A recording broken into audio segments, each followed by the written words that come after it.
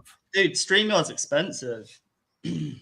Yeah, no, I mean that's one of the reasons why I switched over to Riverside, just because it's price wise it's a lot more doable and you get a lot more for it. Yeah. But On welcome everyone. We are live, or should be live. Yes, we are live. Nice. awesome. Way early in the morning, of course, but nah, that's all right. I actually don't mind. You know, there's still daylight, which is unusual for when recording a podcast, since I'm always doing podcasts with people like across the pond, across the ocean. But yeah, welcome, dude. It's man, how long have we been trying to set up a one-on-one? It's been a while. Yeah, man. I think last week we were going to maybe do one. And I think I messaged you. I was like, do you want to do one like right now? But yeah, I think you were going to go to the gym or something like that. It was very last minute. But yeah, the last time we had a chat was a while ago, I think. The last time we did a podcast was a year ago, maybe. It was a while ago. I believe so. I've been yeah, it might have been a year actually. Let me check. I think it was in the summer, maybe last summer when it was warm. Oh man. Yeah, we did the AI stuff, which was fuck. Well, it premiered at least July last year, so yeah, it's been a while. Yeah, met each other on the round table every now and then, of course, but yeah, man, we're here now. So round table for a minute. Oh man, yeah, I'm always working. I'm always, I got my own show, my own shit going on. Busy man. Yeah. Which you can all change, by the way, if you support me on Patreon at patreon.com/Greyhorn then I can actually, hopefully, eventually, do this full time, which would be awesome. Because my dream job is not to have a job. It's doing this, having awesome conversations with awesome people. Yeah. So yeah, make sure to like, share, subscribe, support me on Patreon, support me via channel memberships, get yourself some merch, freaking got coffee mugs and shit. Good stuff. Sorry, I'm still waking up, so I'm not the smoothest at the moment. Yo, Howard's in the chat. What's up, Howard? Yo, Howard. What's up, dude? Yeah. Yeah, see, with me, I much prefer doing podcasts in the morning. Like, not so much today. It's a bit grey and grizzly out there, but when the sun's out, like in the morning, when there's that like kind of fresh, like waking energy, that's when my mind is like sharpest, I think. Mm-hmm. I'm not an early person. Like the kids get up around 5:30, and like that's way too early. I've been up since 5:30, but I around like this sort of time, opposed to like in the evening talking when it's dark, that's the sort of time when my brain starts sort of switching off. Yeah, no, I get that. Yeah. I mean, like as soon as we start talking, I think you said the same the other day that like it gives you energy, like talking. And I've heard, no evidence to back this up, but I've heard that Tartarians were breatharians, and that they got energy from the sun. That's where we get our food from, the sun. Like light photons is in food. That's what gives us energy. Yeah.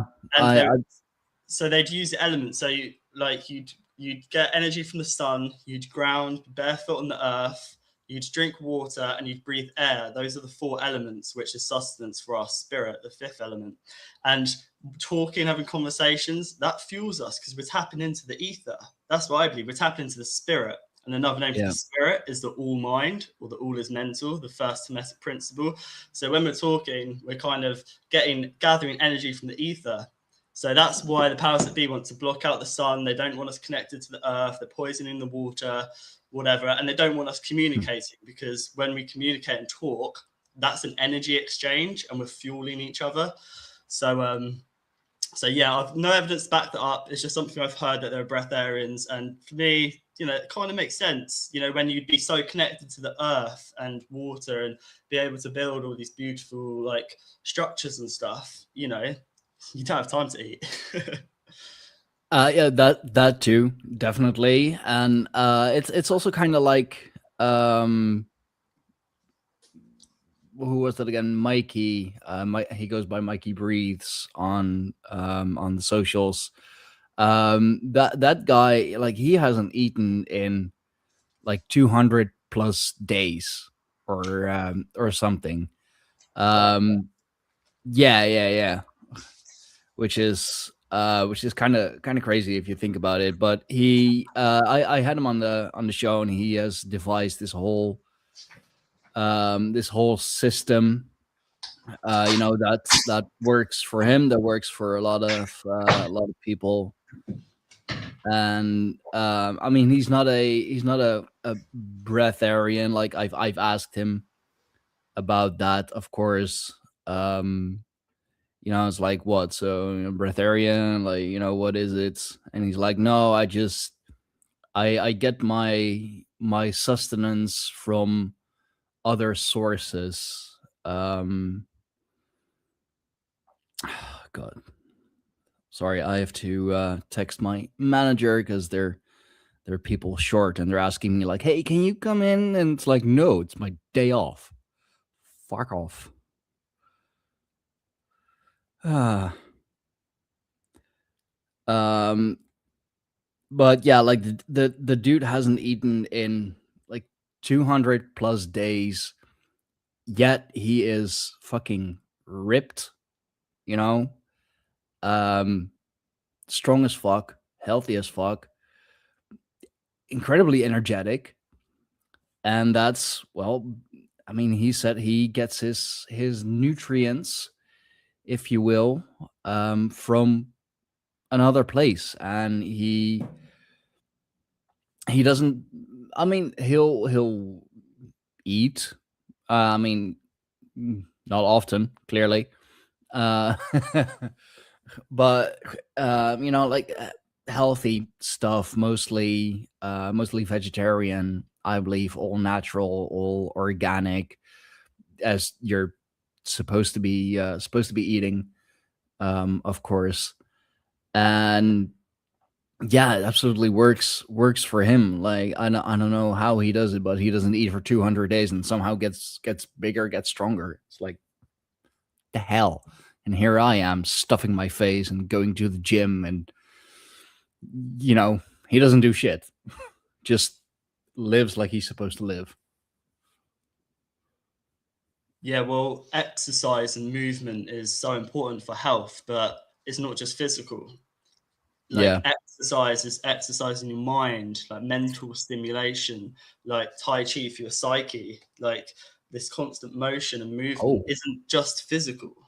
It's like, yeah, Tai Chi for your psyche. Do you like that? I like that. I like it. That's a good one. Yeah. That's why I visualize this stuff, because you've got that kind of like that subtle movement of coming and going, and it's important to have what's the word, like little like frameworks and stuff, because when you're taking on so much information, it can become quite dense. You have to have like filtration systems, Yeah. so you have to have movement. And the word exercise just means movement, and it's not just physical, it's our mind as well. And when we're moving our mind, or moving our hearts, when we're moved, like that can create energy. It can either create anger, which is a powerful fuel, or empathy, or just it's a feeling, because exercising gives you a feeling. It makes you feel good. So does Yeah. moving your mind, so does being moved. It's all about this energy in motion, which is emotion, which probably ties into the emotional body. and then we have the etheric body, and then we have our physical. So whenever I hear people say words like, for example, exercise, it's not just this one layer. It's so multi-layered, like everything is.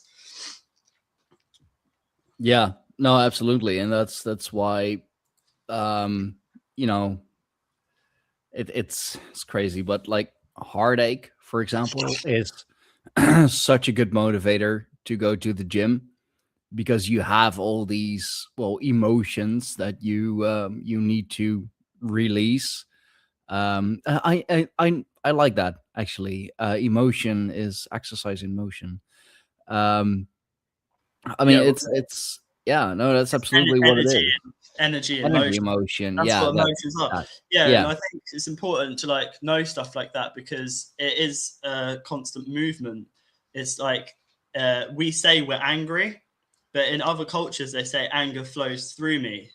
You know, and yeah, there's something I'm going to look into which I've been meaning to for a while. But Bruce Lee, so his teachings, like what a cool dude. He was trying to bring that discipline to the West, and then he died.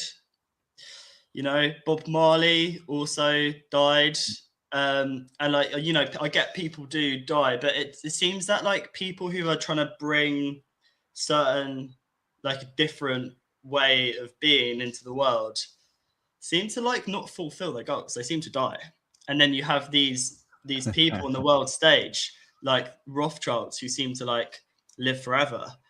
And it's a shame. And I'm going to look into it and see whether there's something there to see whether Bruce Lee's life was ended sooner than it should have. But I believe probably. it was after Enter the Dragon came out, and then he was going to bring this kind of martial arts to the West. And I think that would have had a huge impact. You know, his teachings of like flow like water, just be and stuff. He was, yeah.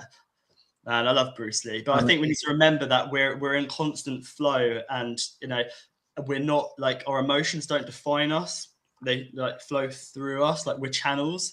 We're all channelers. We're all channelers for source, yeah. God, whatever, gods, multiple guardians of dimensions. However you look at them, we're channels for that. And then when you let things flow, you get more stuff coming to you. If you say I'm angry or I'm this, it defines you and it can kind of put up barriers and blocks. That's my understanding. Yeah, no, Yeah. I mean, same with his son Brandon, who unfortunately perished during the filming of the movie The Crow, which is my absolute favorite movie. I actually I tapped Zaralath to do like an occult deep dive on that movie because there is I know there is such an occult layer underneath it, and I really want to explore that. But yeah, like the I know the scene in which it all went wrong.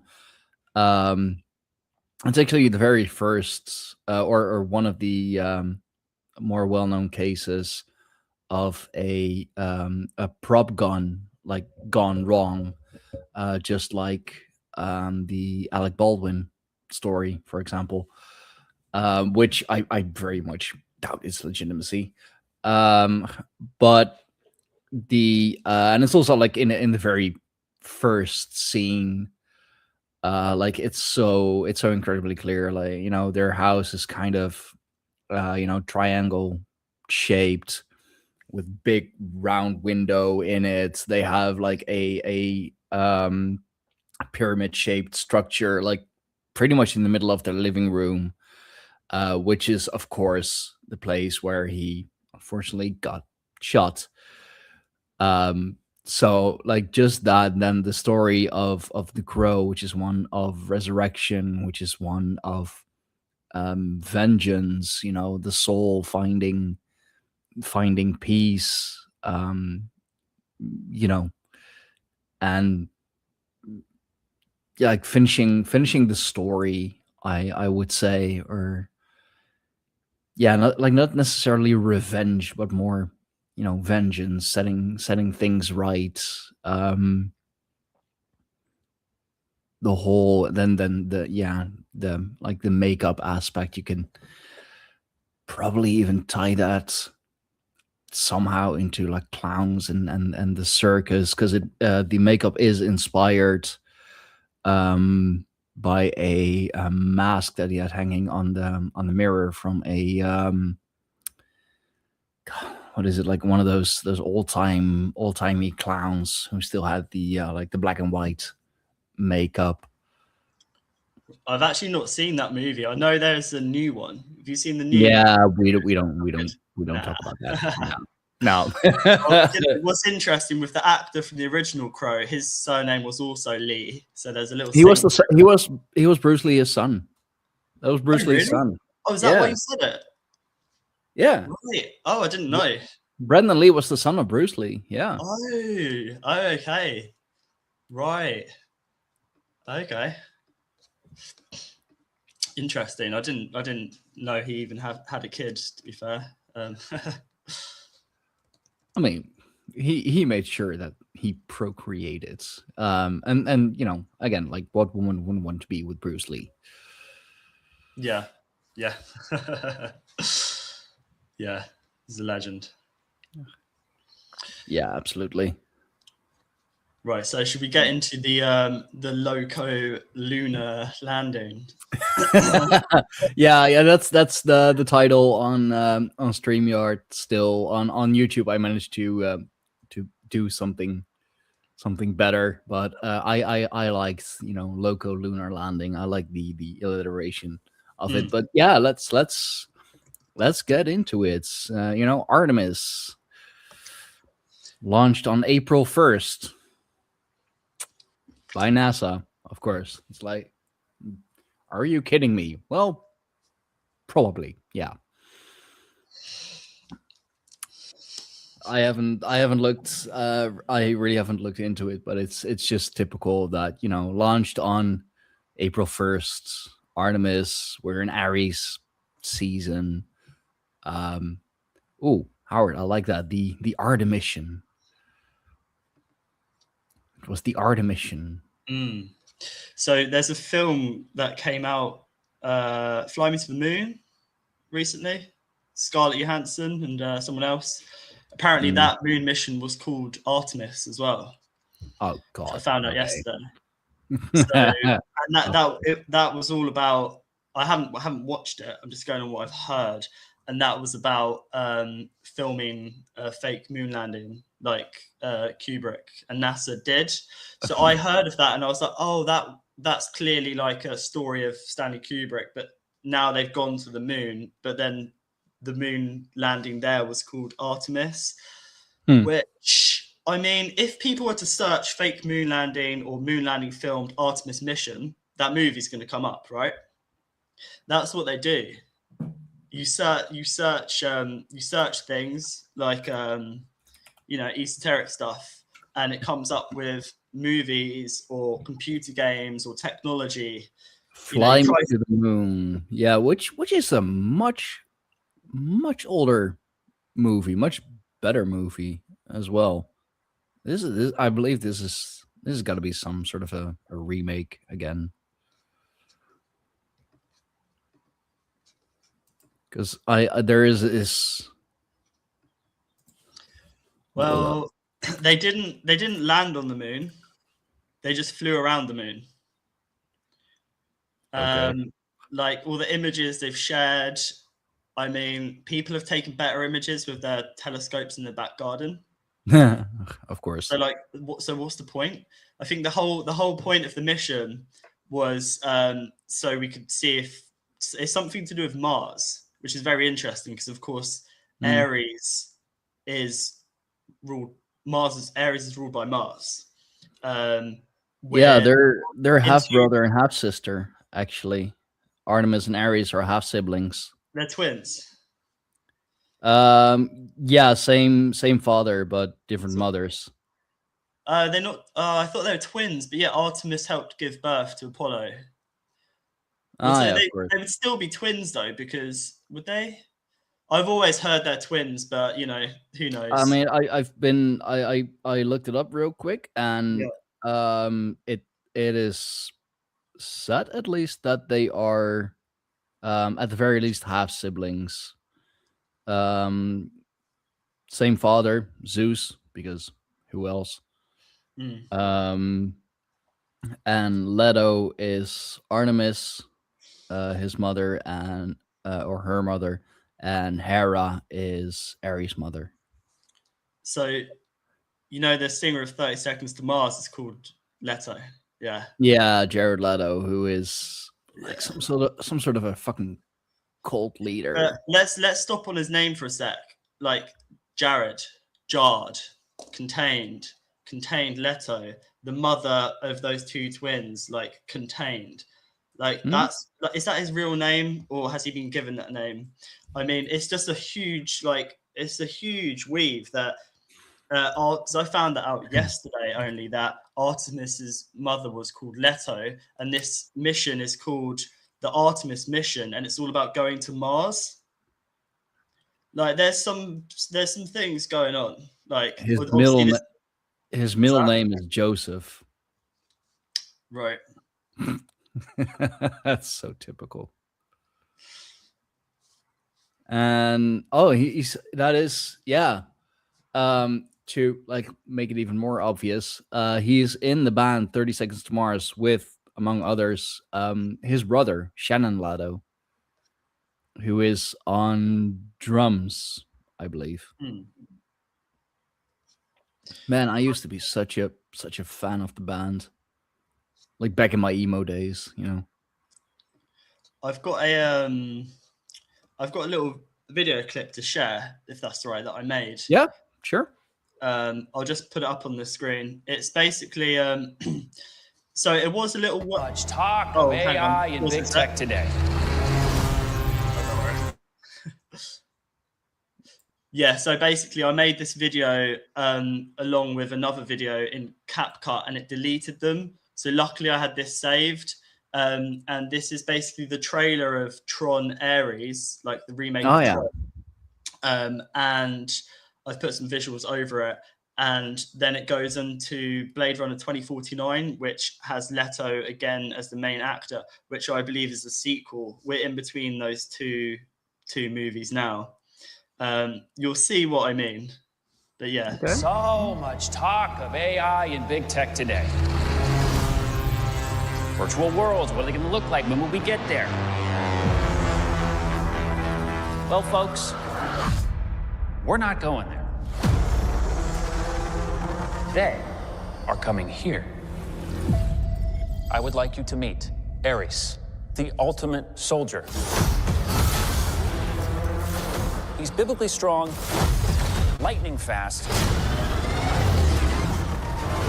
supremely intelligent. And if he is struck down on the battlefield, I will simply make you another. Every civilization was built off the back of a disposable workforce. But I can only make so many. Happy birthday.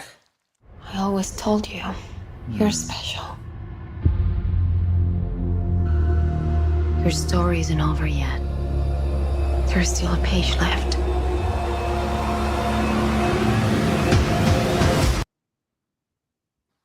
Yeah, that's disturbing. So for a long time, when Elon Musk has been saying we're going to Mars, I've just had in the back of my mind, we're not going to Mars. We're bringing the energy of Marduk here. And I looked into Marduk, and Marduk is the one that slayed Tiamat. All like, this is energy. It's not like a being or anything. Marduk slayed Tiamat with an evil wind, which is like Wi-Fi, probably, this electromagnetic field. And Tiamat is just representative of plasma, because Tiamat is plasma. So you have electricity and plasma, the masculine and feminine. It's this dance of this masculine versus this feminine energy at its core. And Tiamat being Tiamat. Tia is a tear, which is water, or a tear. And the mat is matte black, which relates to plasma and the unseen, versus the electricity of the more positive masculine. You have the positive, negative. And what's interesting is that this Vajra, the thing that Marduk is holding in the image when he's chasing Tiamat, so there's a guy called Baseforge on Instagram who shares really great content. He had a video recently about this Vajra and the Jedi, and he showed a photo that Elon Musk had put on his bedside table. Elon Musk has a Vajra on his bedside table. So Elon Musk and Marduk are entwined. So the energy of Marduk is worship all others before me. This is the kind of demiurge. This is aligned with the demiurge of this arrogance, of these technocrats, of the artificial, kind of pulling this artificial into the world. And they did experiments sometime not so long ago that people would rather be electrocuted than be with their own thoughts for like 5 minutes. Okay, so this is electricity. People would rather have the electrocution than be with Tiamat, the plasma, the unseen, our thoughts, the force all around us. They'd rather be electrocuted, and they'd rather have a quick fix of knowledge, this quick jab. They'd rather get jabbed than do research. This whole like I mean, we've seen that. Yeah, this whole fallacy of the jib jab, like even shooting rockets up into space, that whole show. So I do find that interesting. And like Mars, the images they show, which I don't, I'm just going by the symbols. I always go by the mythology, the symbology, the etymology, the philosophy, and then the psychology, and then the astrology of it. And then I tie it all together. So I don't believe they've been to Mars, been to the moon, but the images they show of Mars is dry. It's a desert. And there are stories of the Nephilim or the Igigi or the Watchers coming from Mars, 200 from Mars. Have you heard of that? 200 fallen angels? No, I can't say I have. Apparently they came here from Mars. And I'm pretty sure this has to do with Atlantis and the fall of Atlantis and Lemuria, when we were like in sync with the Earth. There are beings that came from outside of this realm, like this mind virus, which is coming into this realm once again. And this is pulling the energy of Mars here. And they've used the moon as a sort of like to ping off, because the moon is representative of our emotions, of our subconscious. Yeah. And to get this energy here of this artificial, of like no water, no emotions, just this desert, dry wasteland. At first, we need to become soulless. This is the realm of shells, the eighth sphere, which is 8 Sophia, which is extracting our wisdom. And we extract our wisdom every time we use AI and ask it knowledge and stuff, and we tether ourselves with it, because we don't get wisdom from the artificial. We can get knowledge, but if you just only have the knowledge and don't use your intuition, you can't become wise. And this is what's happening at the moment. And so this whole Marduk energy and Mars is sort of tied with Akhenaten as well, I believe he was called, where he wedged himself in ancient Egypt. He put himself before the sun.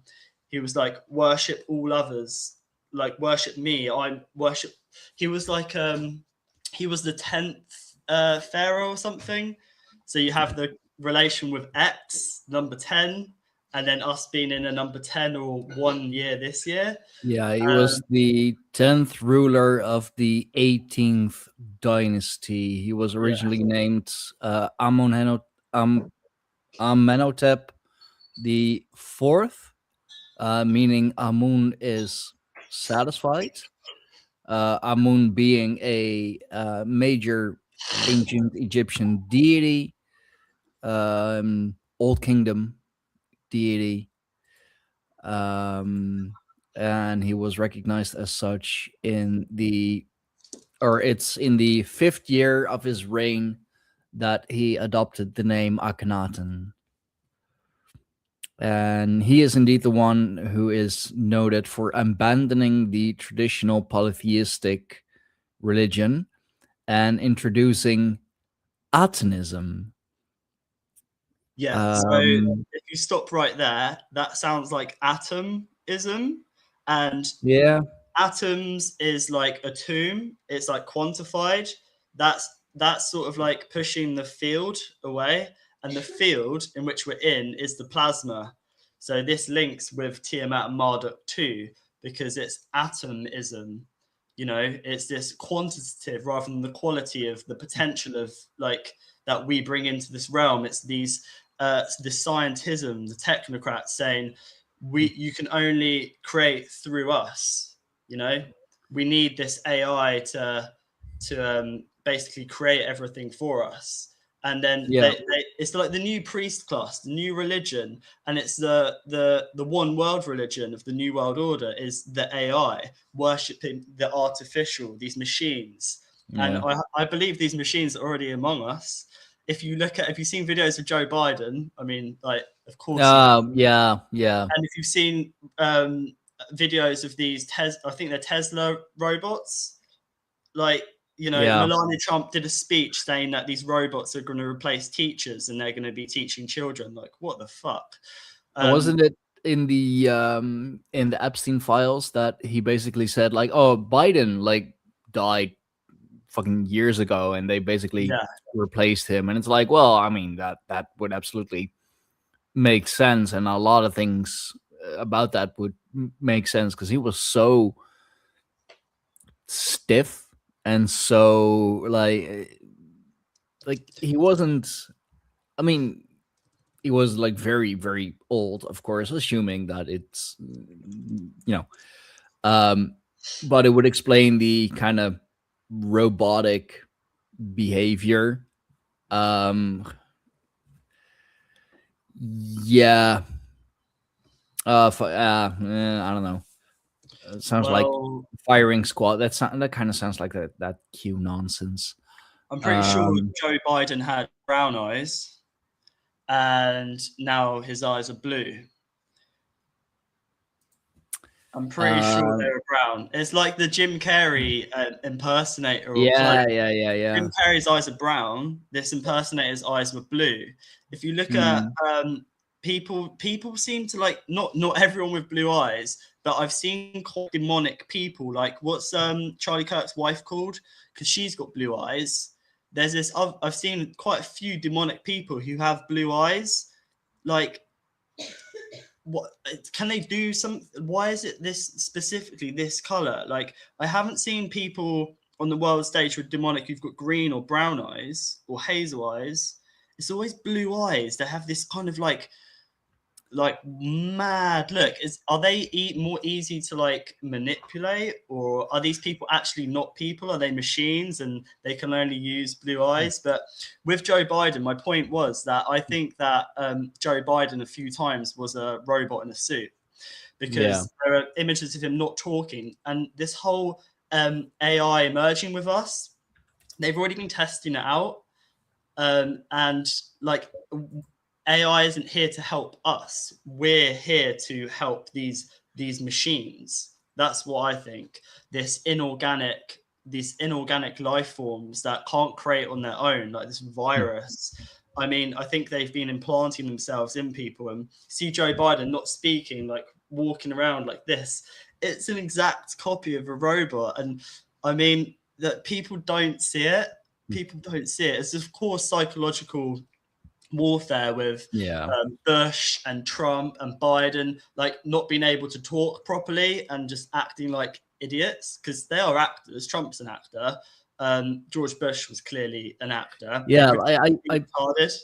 I just yesterday, and Howard, you're absolutely spot on. I did a full show about this with understanding conspiracy, that the Nephilim look like clowns, and blue 666 hertz.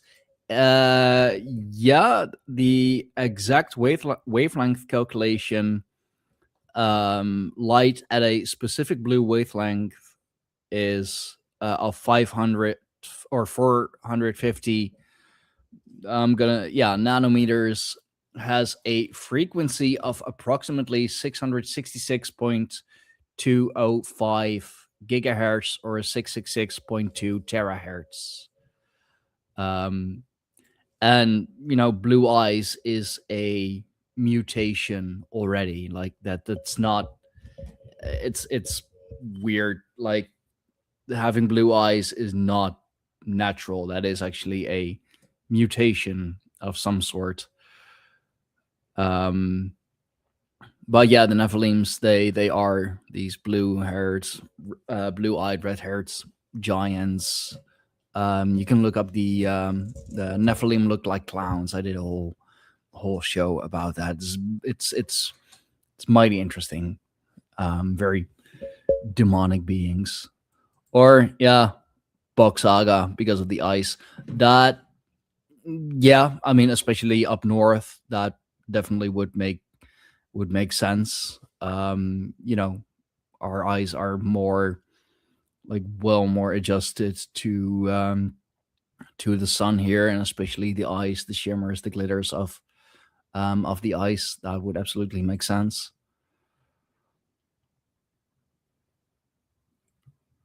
And it's funny, like you were talking about Atenism, and it's described as monotheistic or monolatristic.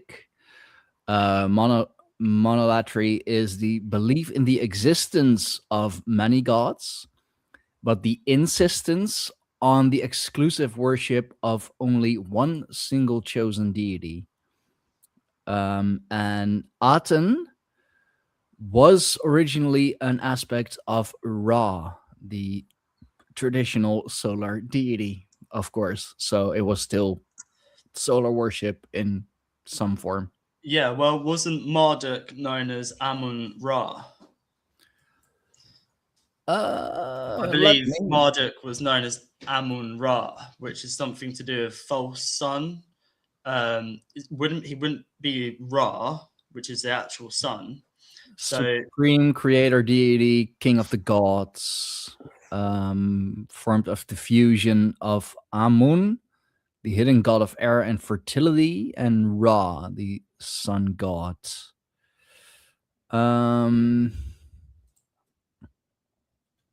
Who did you say that was? Amun Ra was Marduk is Amun Ra. So when you say at the end of like prayers and stuff, people say Amen. That's Amen. Amun Ra, Marduk. Worship me before all others. Sound familiar? Like the Christian God. And also Lord is another name for Baal. We're strongly associated with Marduk, the bull head, the one they sacrificed and do sacrifice children to. This is Mars, Marduk. We're still sacrificing children to this being via AI. It's this artificial being, this blind god, the one that the one that says worship me before all others. It's this electricity. Trixie, we're being tricked by El, and now this El we're being tricked by is Elon, El-on, god of the sun. Which sun?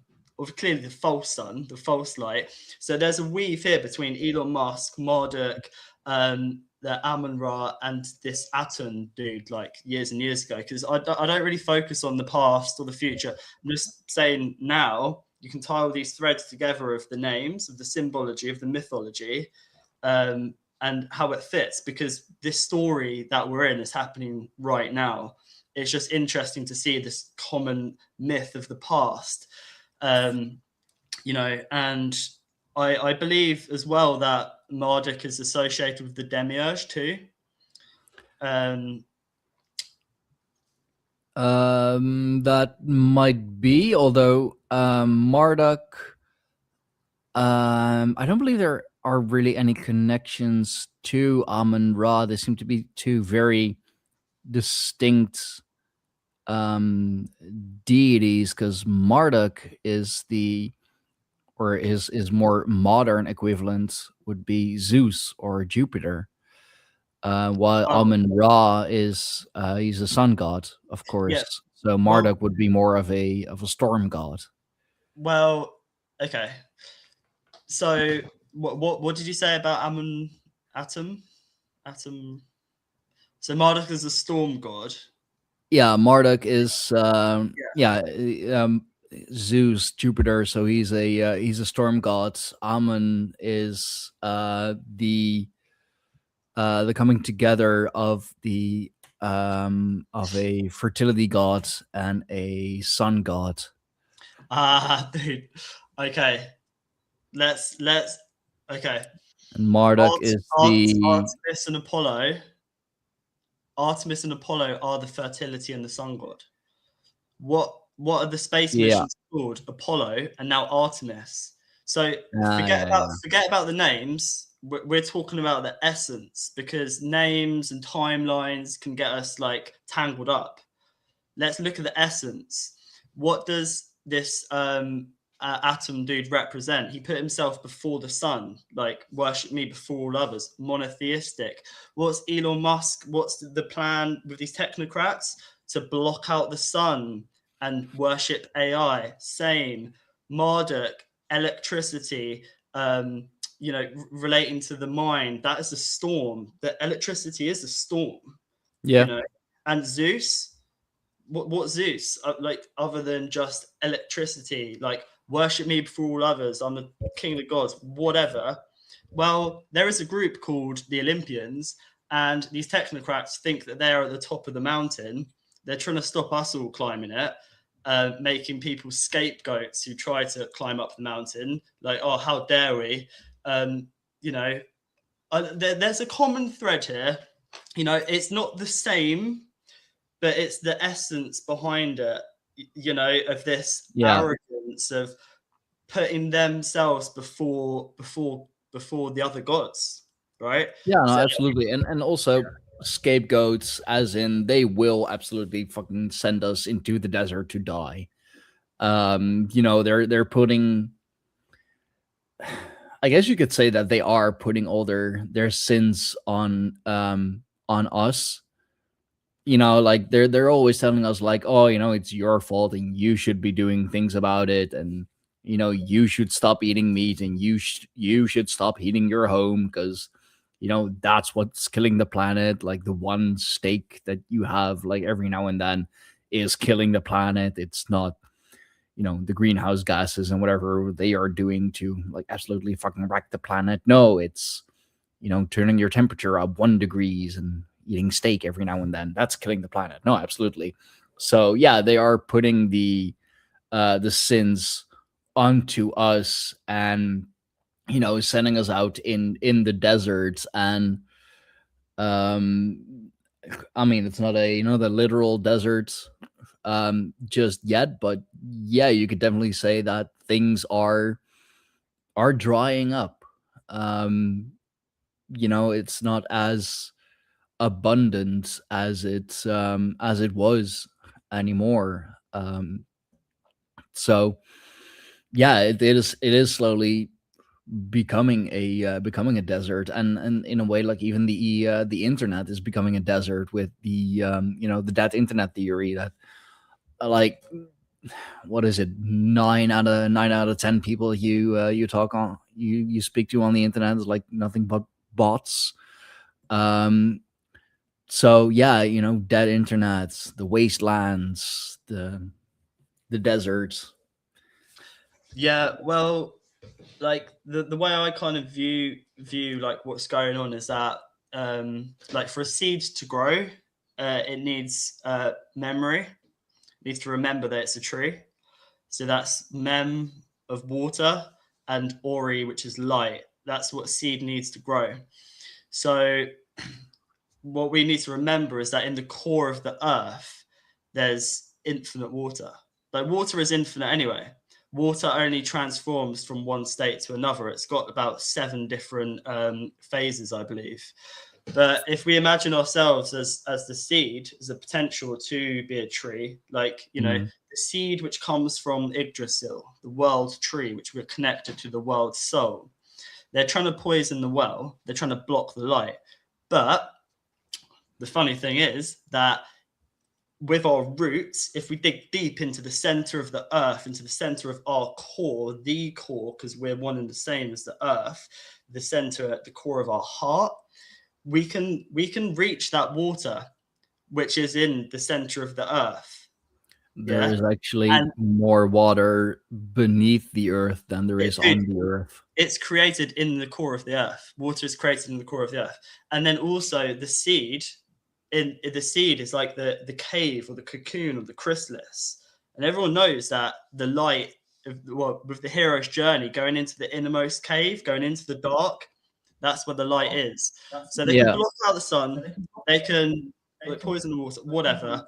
We know that we can access this water, and we know that we can shine our light, which is inside every single one of us. We don't need their false light.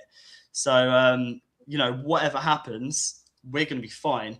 It's just my understanding is that we just need to try and well, we don't need to. I feel kind of like it's my duty to kind of just share all of this, what people call weird, what I call is casting my own fate, you know, rolling the dice myself instead of having other people roll it for me. It's better to be weird than insane. Insanity is just on the loop. Well, if we go into our center, you know, the at the base of Yggdrasil, where we find the three fates of the past, present, and future, the whirlpool, the well. Yep. This is the well inside all of us. And when we access that, we'll feel much better. We'll start feeling well.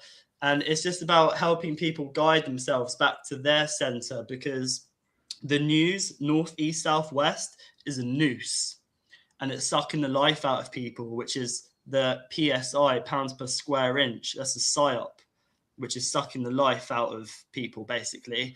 So people like get caught up in this, that, and it's the same as like when we're alive, we need to die many times. We just need to transform and change, shed our skin, continue growing inwards and outwards. But when we die, there's a false light, apparently, which I believe is the moon. So just picture ourselves like our light sort of expanding when we die, because it's kind of constricted at the moment. I think the moon is a distraction. Maybe that is the white light, but also at the same time, our screens are white lights. We're being distracted by this false light, and it's stopping us going inwards. So it's one of the same. Like when we pass on, when we're alive now, like when we pass on, I've heard you're supposed to turn around and go towards the black sun, which is the center of the earth. The black sun, the Iron Sof. Is that how you pronounce it? The Iron Sof. Back to our roots, back to the roots of the tree where we're from. And I think that we can do that when we're alive, but all of this white light, especially this blue screen, kind of like latches onto us, and we're kind of like glued to it.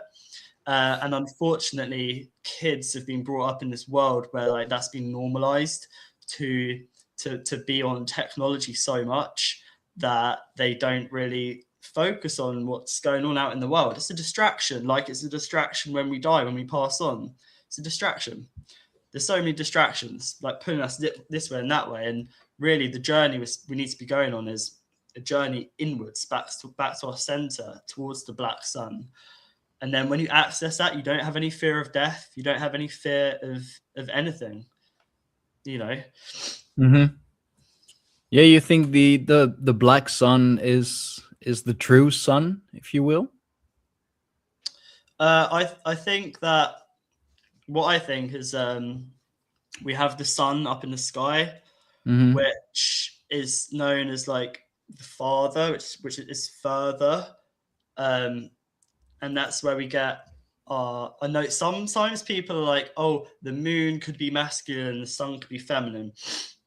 I see the sun as a masculine energy because it's in the dark. It comes from the dark. It comes from the mother. It's light, which is associated with masculine. Dark is associated with feminine.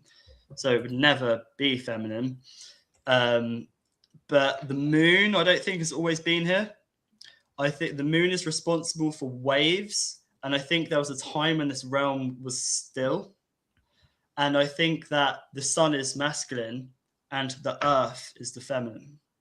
And that in the center of the earth is the black sun, which is a part of the earth.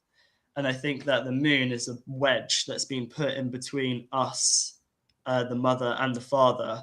And it's to do with our subconscious mind. It's to do with we're children of the mother and the father. We're in the center, and the moon messes with our psyche. That's why it's associated with emotions and our subconscious Lunacy. and lunacy and waves. And we get caught up in this. Like sometimes people drown and they don't know who they are, where they are. It messes with our minds, I think, the moon. Yeah. So the moon, sometimes people do rituals and stuff with the moon. I think that it's kind of it's a wedge between us, the Mother Earth, and the Father, the Sun. That's my understanding. I mean, it is at an incredibly perfect distance from the Earth. I would love to look it up, but I got a big red pretty cat laying on my desk, of course, who is blocking everything. But it's at a at a perfect distance. I'm gonna just grab my phone real quick. Distance, Earth, Moon. Come on. Yeah, 300. Huh. It's about 30 Earths side by side away from us. It's about 384,400 kilometers. It also follows a elliptical orbit, of course. But yeah, the moon, it definitely affects us, and I can personally attest to this, especially with the last full moon, which was around Easter time, of course. So even if you are not a Christian, it's a time when the energies are pretty high, because it is still the transition from from winter to spring. It's still it's after the equinox, but it's when nature truly comes alive, when the wat nou? Je moet niet zo klagen, ja. Het is net alsof je een zwaar leven hebt. Just getting some coffee. I will be listening though. Yeah, sure. Sorry, I got a cat complaining in the meantime that he has such a hard life when he's got a better fucking life than I do. Don't you? Yeah, I love you and you're my kitty co-host, but hey. Oh god, yeah, it was intense as fuck. I slept like shit. Like the moon doesn't usually affect me that much. But I think it was because it was around Easter time, and the energies were so incredibly high. A lot of rituals done, of course, indeed, during Easter time. And with the state of the world, it was incredibly powerful. It was incredibly high energy, and I've heard from numerous people that this last full moon, they felt like absolute shit. They slept like shit, they felt like shit, because it was too much, really. And yeah, I've always said that the moon definitely affects us. The human body is still mostly water. Okay, dacht the moon affects the tides, affects the water. It's we have high tide and low tide because of the moon. That's why I love in the Jim Carrey movie where he takes on the role of God. Oh god, what was that again? Where Morgan Freeman is initially portrayed as God. The only like black actor that I'll accept as God, by the way. He turned out more. That was the one where he literally, and that's another interesting one, where he literally, to impress his girlfriend, Jennifer Aniston, who is also pretty much up there in the upper echelons. In He the files. he flung a lasso around the moon and like literally pulled it closer, and then like later on the news there were all these floods and like rivers like also running dry and everything, and it was very, it's also very interesting. But yeah, the moon for sure affects us, and I would say that the moon is feminine indeed, because it follows also the feminine cycles. That's why on a lot of these like Tampax packages and everything, like you'll see moon symbolism.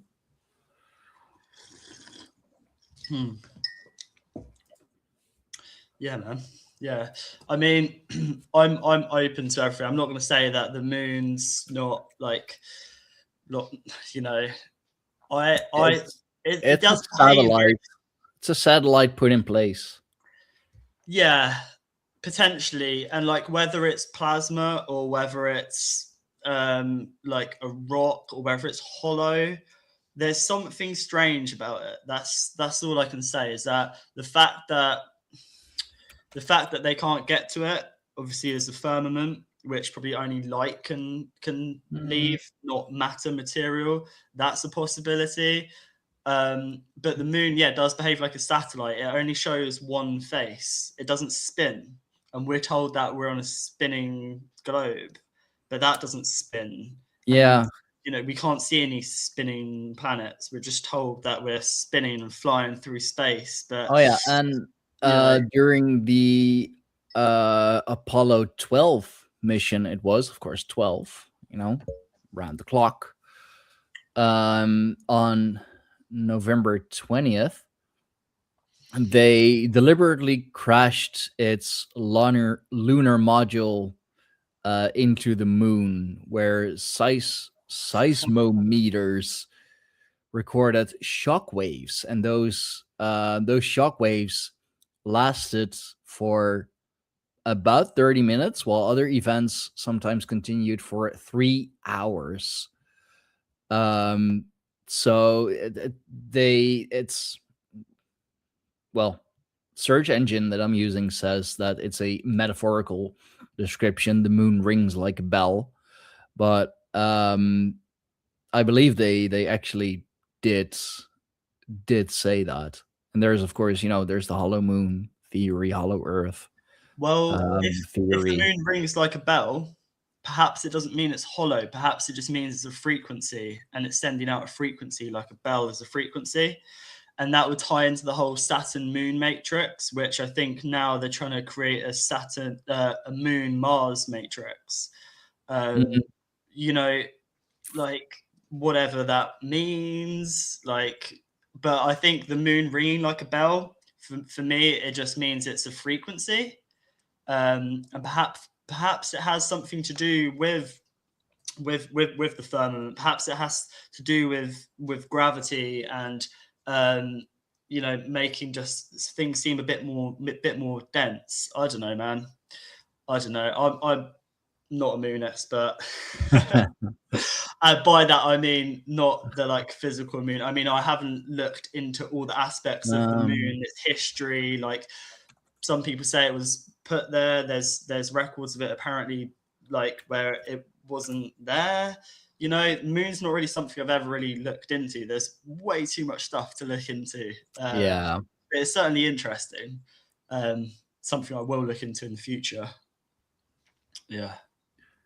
I mean, what's the official explanation of the moon again? That it was part of Earth, but through, I don't know, like meteors and stuff, like it broke off, but got trapped into orbits or something.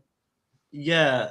Well, if Tiamat was the mother of all the gods, and Tiamat was decapitated, like Isis was decapitated by her son Horus, and Marduk wasn't Tiamat's son but her grandson, whatever, they're still descendants, both decapitating.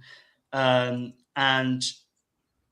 what if the moon and the earth, maybe were one being or whatever, and they were split? Who knows? Who fucking knows? I always associate Tiamat with the ionosphere, which is like this plasma around us, and that all these stories of our past, like, I can't prove that they happened. All I can go on is by what's happening now, and that if Tiamat is the ionosphere, this plasma layer around us, which is protecting us, and Tiamat's a dragon, and dragons are very protective beings and forces associated with plasma. Yeah. If there were things which wanted to get into this realm, and I don't mean physically, I mean to get into this realm from another realm, like via light, through a portal, whatever. I don't mean we'll have spaceships. I mean that we'll have people inserting themselves into vessels like AI machines or humans. First, they would have to kill Tiamat. They'd have to destroy the layer that protects us. And I think that's what they're trying to do with these space launches. Like with the APEP rockets they launched during an eclipse in 2024. APEP was known as this like serpent of chaos. They launched 3 rockets into the ionosphere to measure it. I don't think they're measuring it. I think that they can't. The elite. So the elite want to leave this realm, but they've made a pact with other beings off-world who want to enter this realm.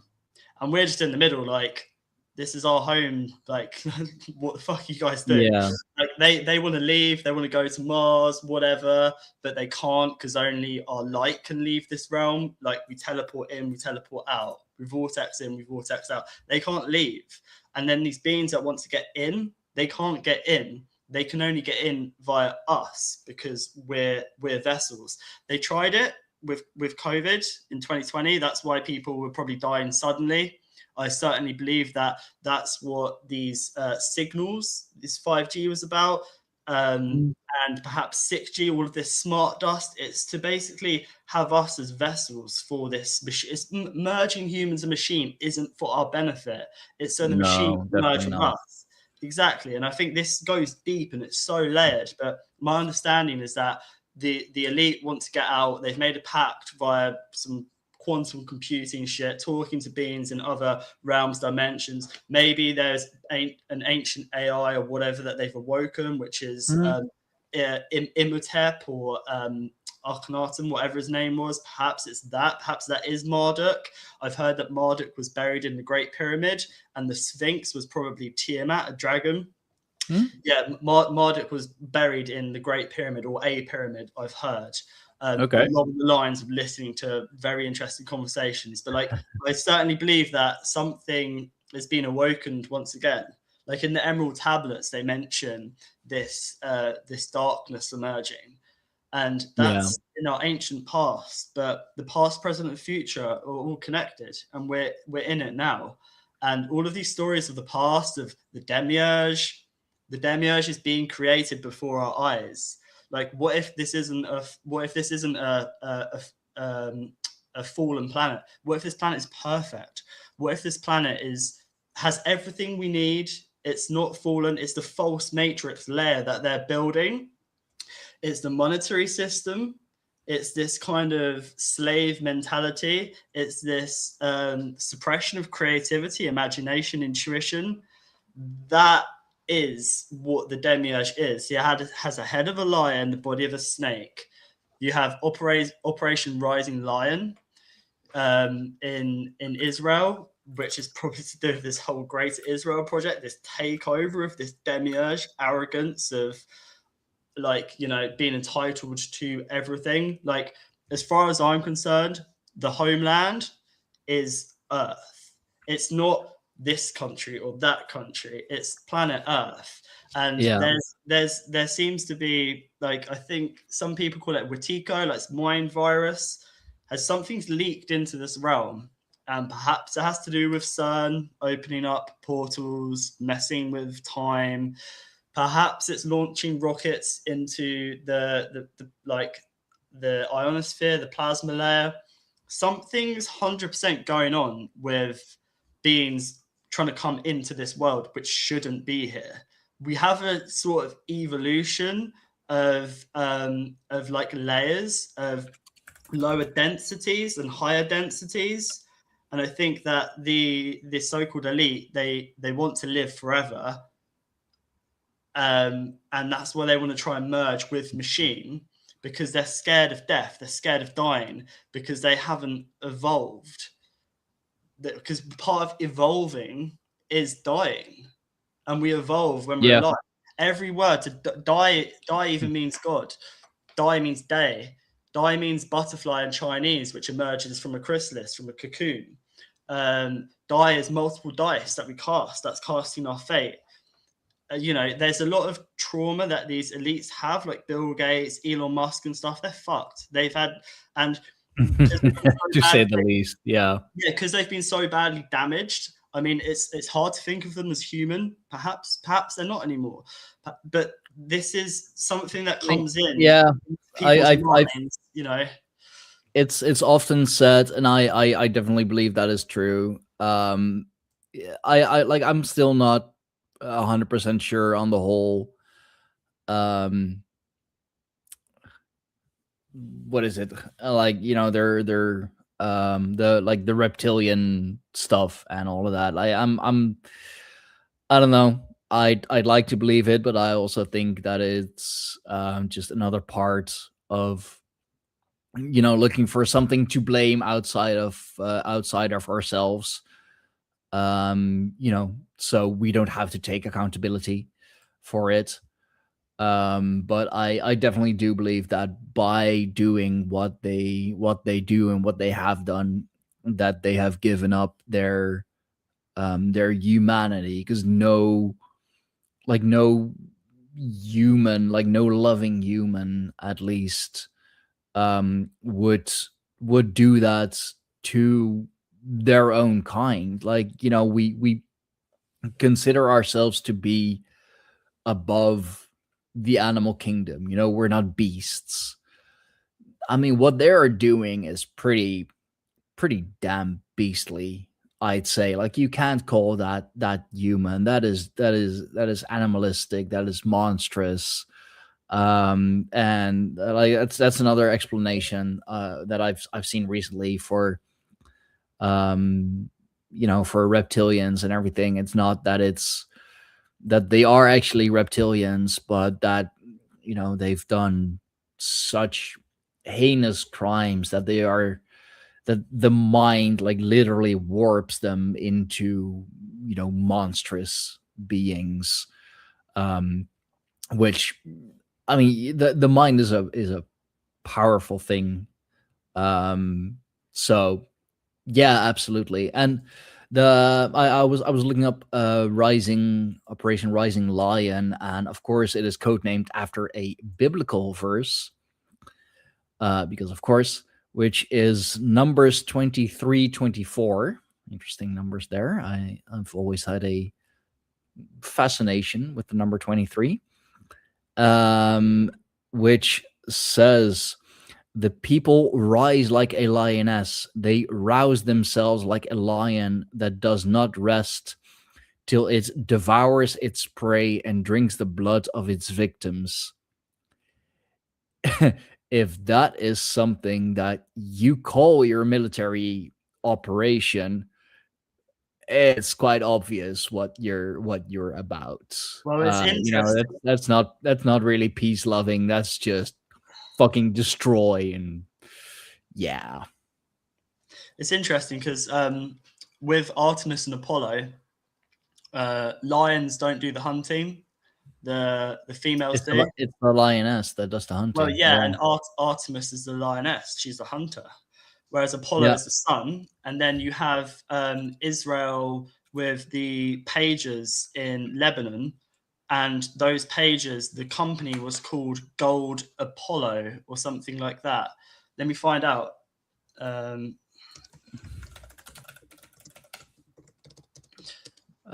Gold Apollo is it's first of all, it's a Taiwanese manufacturer of wireless paging systems. Yeah.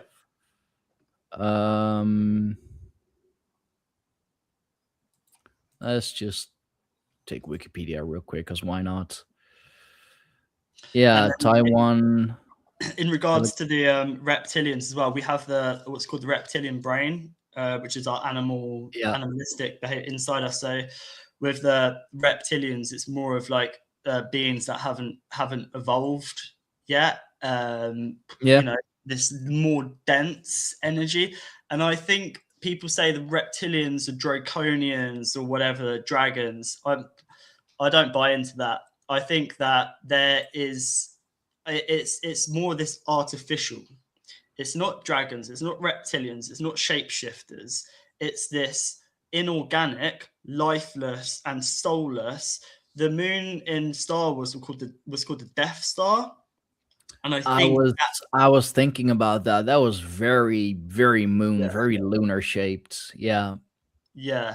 And perhaps the moon goes to different planets. Perhaps it was closer to Mars at a time, and now it's here. And what's happening is it's a takeover. It's a takeover. Like, you know, you have like Loosh and extracting the light or essence or life force, our energy. You know, this is well, we can get onto the vampiric like energy crisis, and which we're in now, and well, that's about.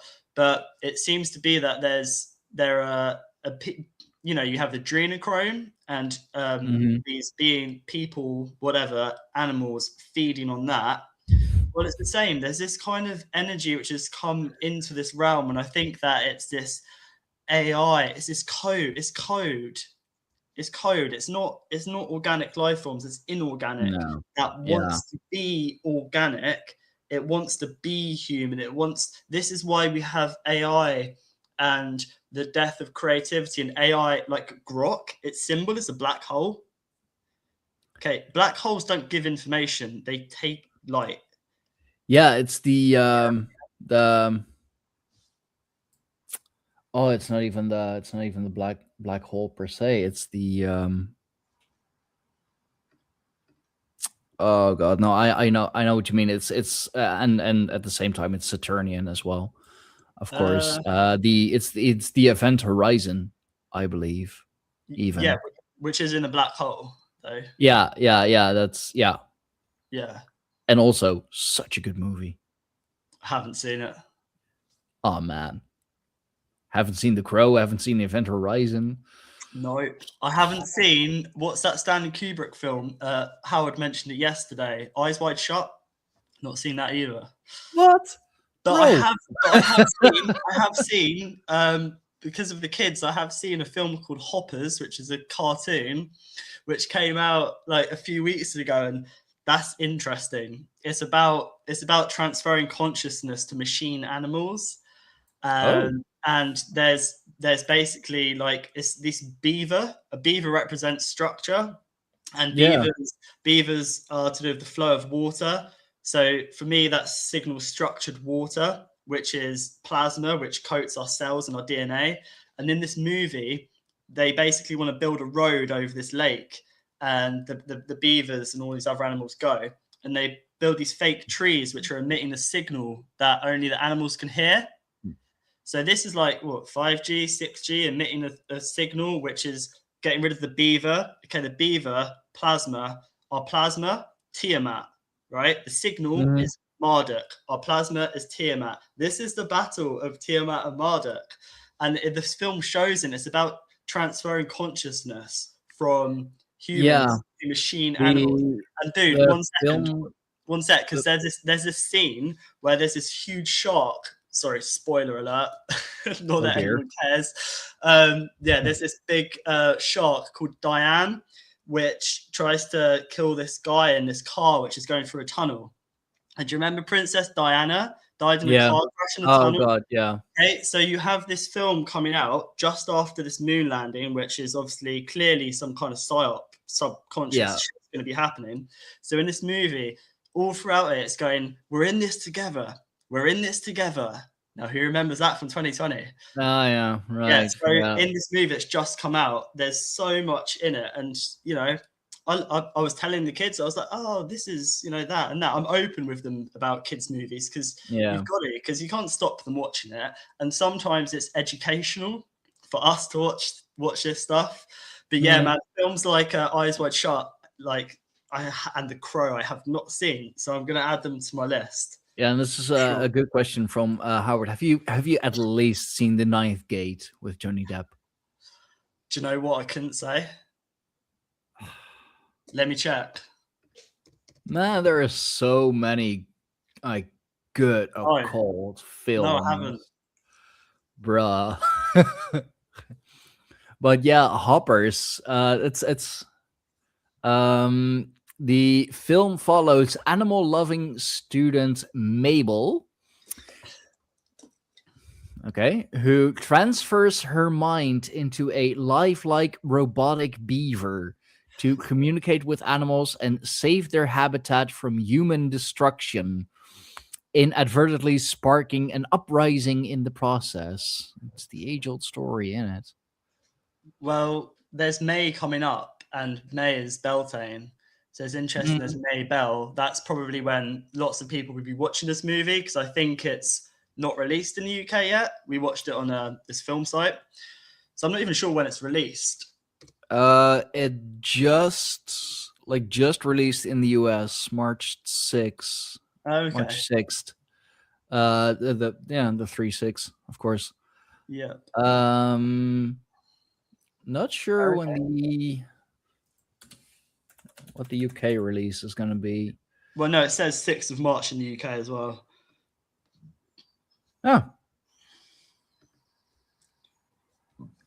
Oh, and produced by the same producer as Incredibles 2, which is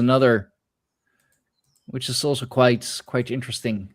The Incredibles, which I keep bringing up the quote from Syndrome, because it's so true. When everybody is special, nobody's special. Fucking love that. Yeah. It's like it's not often when I, see myself agreeing with the bad guy or the supposed bad guy. But I'm just like, I mean, dude's got a point there, man. Yep.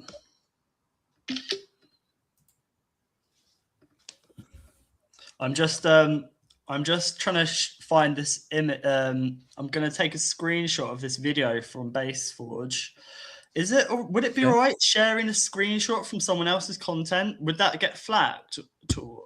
I don't think it would. I don't think so. Okay, because it's a short video, and I'd like to show people an image, because I mentioned this Vajra being on Elon Musk's bedside table, and I think it'd be quite cool to share an image. Yeah, no, that's perfectly fine. Images shouldn't get flagged, and otherwise I'll do my best to get it cleared. I mean, I managed to get the pro wrestling video cleared from like fucking everything, and that got flagged with like just five, 6 different fucking claims. Gotta love the WWE, a fucking multi-billion-dollar business who also fucking sold out. But they flagged the video of a small-time podcaster because I'm using footage of theirs. It's like, how dare you? It's like, it's for educational fucking purposes. I was trying to show, occult connections in pro wrestling, but fucking fine. So yeah, that probably absolutely killed the fucking video. When it's there's so many connections. Just so interesting.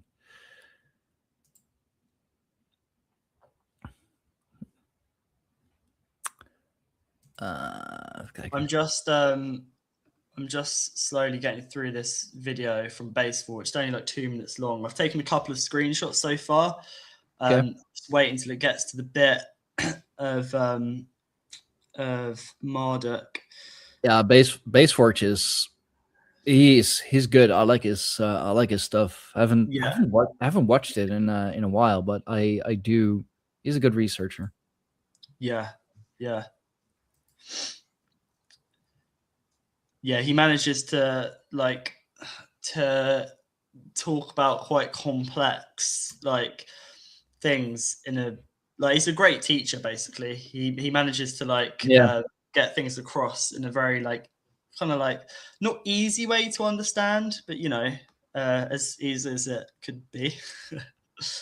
Yeah, as easy as you can make these topics. I should try and get him on the show. Actually, I think that'd be awesome. Well, he if you heard of Library of the Untold, I think I I have an open invitation standing for him, but he's been so incredibly busy that I haven't gotten to a reminder yet. Let's say. Don't hold your breath with Base Forge, because apparently it took ages for the guy from Library of the Untold to get him on.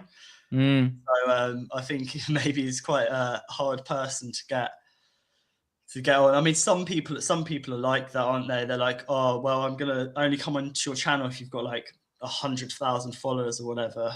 Yeah, which is you know, it's so incredibly lame if you do that, you know. Yeah.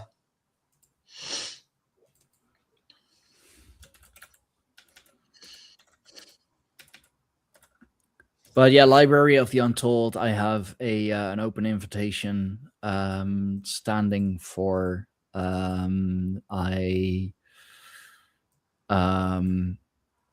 A couple of guys, or at least one that I know through Zaralath.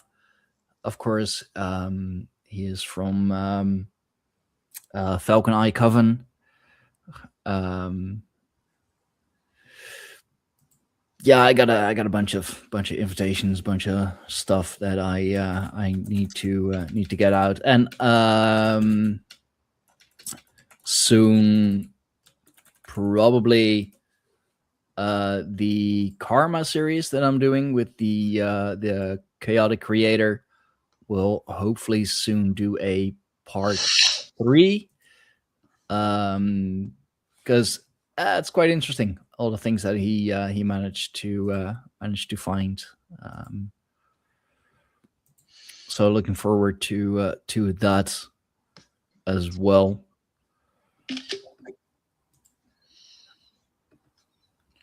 Right, I'm gonna because he's got Base Forge has got 2 videos about the voucher, and I just watched one, took screenshots, but it's not the one that I was after. So I started watching another one, but I'll go back to that in a bit, because yeah, that's fine. I'm not gonna focus on that now. It'd be cool to share that near the end though. But yeah, so Aries and Apocalypse. Well, with the word Aries, because I love etymology, is I've played around with the word, and you have Aries, the star sign, spelled Aries. Aries, god of war, spelled Ares.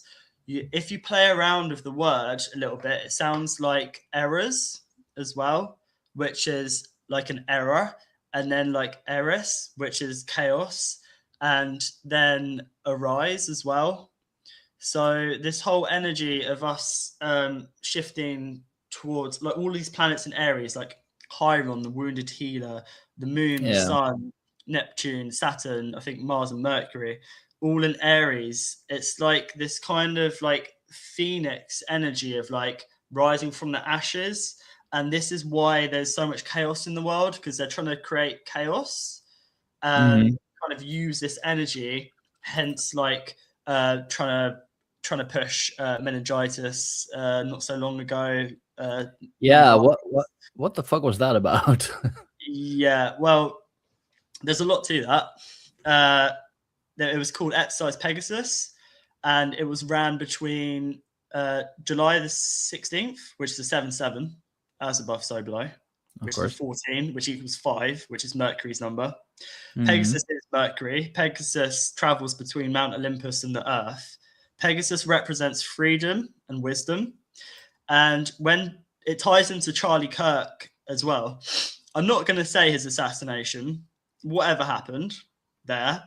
He was wearing a white T-shirt that said freedom. Now that signifies Mercury. Sorry, not Mercury, Pegasus. Because Charlie Kirk got assassinated in September, which was when this exercise Pegasus was running between July and September or October, I think it was, which is when the constellation is in the sky in the northern hemisphere. So they ran this exercise. Do you remember? It's about movement. It's about moving us. It's about emotions. It's about how they can manipulate us. That's what the exercise was about. And it was called Exercise Solaris in May, like the sun. But apparently it was an epic failure. So they reran it and they renamed it Pegasus, which started in July. And there was an emergency alert that went off in the UK on September the 7th, another 7/7. So it started on 7/7, July 17th, and there was an alert that went off on another 7/7. So with Pegasus, there's an Israeli startup tech company called Pegasus for iOS devices and Pegasus' twin, Chrysor, for Android devices. Now, there's been a whole thing with this because what this Israeli startup does is they get information from whistleblowers and stuff like that. They basically hack people. This exercise Pegasus was how to hack us. That was what the whole scenario was about. They say it was about the NHS like testing this thing. Mate, it's how they hack our system. And they hack our system by so Mercury is like the morphing.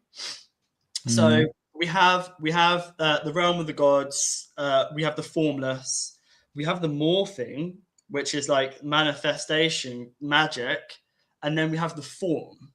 We bring spirit into matter.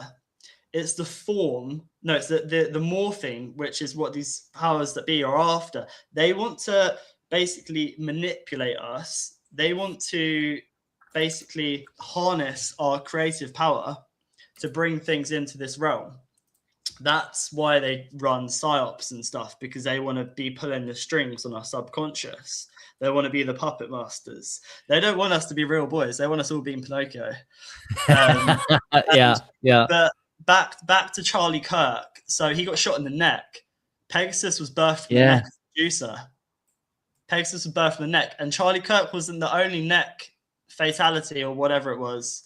There was a Ukrainian lady in America who got stabbed in the neck on a train. Yeah. By a dude who was MK Ultra'd because he was saying that he could hear voices in his head.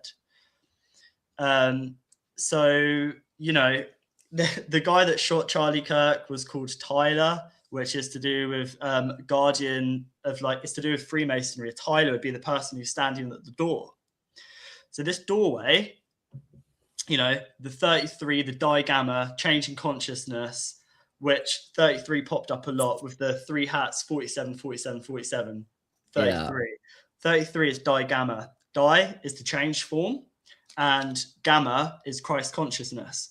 So you're changing consciousness, 33. With COVID, 33 everywhere, because they're changing the collective consciousness. They're trying to get inside our heads. That's what it's about. And they use astrology. This is why I look into symbology, astrology, all of this stuff I mentioned. I don't focus on anything else, because if it fits the etymology with the astrology, with the mythology, that's what I know is true. And over 5 or 6 years, I've come to a place where I'm able to decipher what's true or not. Listening to people talking, you know, they'll say half truths, some lies, but if you're able to be like, okay, let me look at this, you know, that's the magic. The magic is the morphine, is the kind of bridge of bringing the unseen into the seen. And sometimes, we can't bring in the unseen to the seen. Sometimes people find it hard to bring their dreams into reality because of the subconscious programming we have, and because of the metaphysical trolls under the bridge, which are trolling us and gaslighting us to think that we're not creators, because we are. And they want us to think that we're not creators, so that we just make AI to make everything for us, you know? Yeah. But it was interesting with Pegasus being birthed from the neck of Medusa, and then the Charlie Kirk with the white t-shirt saying freedom. Yeah, by the beheading, actually, of Medusa. Yeah. Exactly. There you go with another beheading. Yeah, and the story of Pegasus is quite interesting because for me it signals like, so I'll just go through the myth of Pegasus and Bellerophon real quick, because as far as I'm concerned, this ties into Saint George as well, because Saint George rode a white horse. Saint George slayed the dragon. The Yeah. dragon was the dragon Tiamat, was the dragon our dragon here in the UK, Albion, was the dragon, the black dragon of Tartaria. Doesn't matter. The dragon just represents plasma, and that's what they want to destroy. They want us being in this electric grid. So with this myth of Bellerophon and Pegasus, Bellerophon, who was a giant, by the way, so let's say call him a Nephilim, Bellerophon tamed the wild-winged horse Pegasus with the help of the goddess Athena, aka Minerva, the owl, Yeah. who they worship at Bohemian Grove. Who are these people? Technocrats, right? So, with the help of the goddess Athena, who provided a magical golden bridle, so like a rein, a means of control, the golden bridle.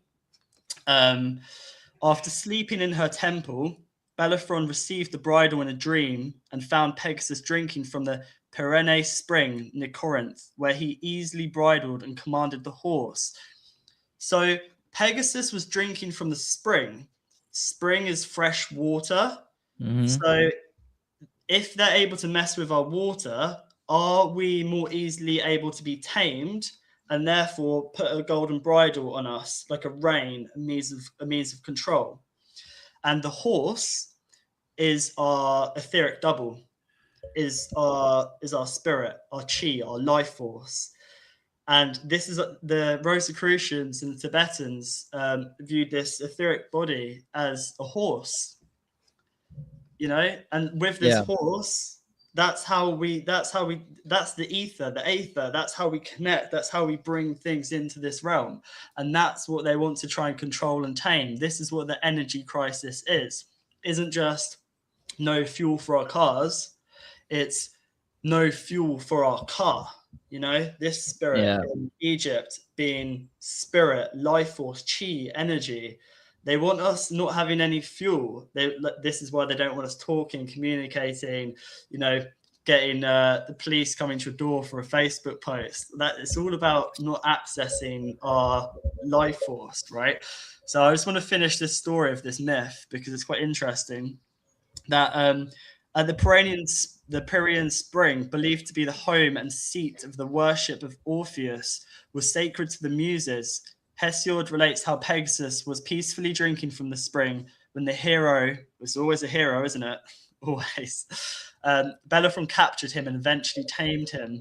So what's interesting is that obviously Athena's associated with the owl, and there's an owl at Bohemian Grove who I do believe Elon Musk most likely goes there. There's a lot of weird shit that happens there. What does this owl represent? This owl represents wisdom. So they are trying to access wisdom, or at the same time trying to suppress ours. And this whole simulation of Pegasus and trying to push like meningitis, trying to scare people because people didn't end up vaccinating their babies and their kids. Probably they're like, right, we need to do this. And this is part of the vampiric system, because in 2024 in America they ran a simulation scenario. It was basically a blueprint for biodigital convergence, and it was about a Nipah virus outbreak, which would happen on July the 7th. So that's 4/7 in America. It'd be 4/7, which is interesting because with Charlie Kirk there was a 4/7, 4/7, 4/7. Trump's the 47th president. Iran are just celebrating their 47th year of their revolution. And then we have July the 4th, which this year there's apparently big disclosure. We have Independence Day, the movie, like Blue Beam, Alien Invasion. But what's interesting about Nipah virus, it comes from a bat to a human. COVID came from a bat to a human. This is vampires sinking their teeth in, and these vampires or bats create. They communicate via ultrasound. Yeah. With smart dust, it's activated by ultrasound. With the meningitis outbreak, there are a few people who supposedly had it here in the UK. They inflated all the cases, people weren't falling for it, and then they were like, it kind of fizzled out. So meningitis is a It's swelling. the same with the monkeypox that they try. So like everyone forgot about the monkeypox, you know. Probably also because it was mainly a thing of the alphabet community. Yeah, well, there were 2 cases of Nipah virus in January of this year. So I think they were testing the waters. In India, there were 2 cases of this Nipah virus. And apparently a cure for the symptoms of Nipah virus is dragon's blood, which comes from a tree. So there we have these vampires trying to sink their teeth in. And remember, vampires can only come in if we invite them. So if you're like, no, we're not falling for that, they can't they can't come in, yeah? And this is interesting because it seems to be like these vampires are trying to, this vampires is this kind of electricity, which does drain us. Electricity does drain us. It pulls from us. Like 1917, the Spanish flu, that was electricity introduced then. I think the overhead cables. Every time there's a new type of electricity frequency, people get sick. And I think it's to do with it's interesting with Nipah virus and dragon's blood being a sort of cure for that. It has the same compounds because the dragon seems to be the healer and the protector, and they tell us it's Satan or demonic or evil. In all the myths, it's this hero slayed the evil dragon. Like, well, that's kind of like gaslighting us to think that our dragon, you know, which is our potential of the union of the masculine and feminine energy, the sort of like caring mother, divine feminine, and the kind of waters of the protective kind of, you know, to hold space, the ark, the vessel, the body, and then the sort of outwards of the masculine, the fire, like breathing fire. They don't want us to do that. They don't want us to be both caring and at the same time going outwards.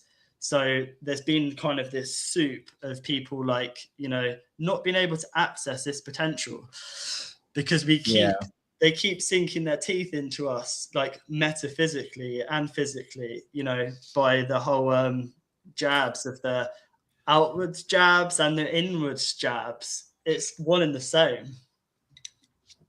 Yeah. Oh, yeah. Katrina's just brought up something really interesting, that they're pushing electric cars because of prices. Right. So in ancient Egypt, the car symbolized like this, like an American football goalpost that you chuck the pineal gland through, through the mind. The car is our spirit, our life force. It's our energy, the vital essence, life force, our chi. Self-driving cars, we have those emerging, but at the same time, we have self-driving spirits. We have this kind of people's energy being depleted so that they're just on autopilot. And this is transhumanism, not transhumanism, it's trance. They want us in the trance. They want us sleeping. And do you know what, Stein? They've, what's it, like MIT, they've been making brainless human clones. So these are called R3 brainless clones. And the reason for this is so that they can help people with transplants and stuff like that. But we know that there are brainless clones walking amongst us already, you know? And Plenty. Exactly. And to have a brainless clone, that's a human shell or vessel. Why are they mapping the human brain? Is it to put this in these clones so that these other beings can enter? Because they've tried it with us. They've tried depleting our spark, you know, and I think that now they're trying to make these brainless clones so that they can have these computer brains in them, and then they can create vessels for these other entities. That's Musk's what Neuralink. Neuralink. There we go. Neuralink isn't about us connecting to machines. It's how machines can control us. It's the Yeah. opposite. It's the old switcheroo.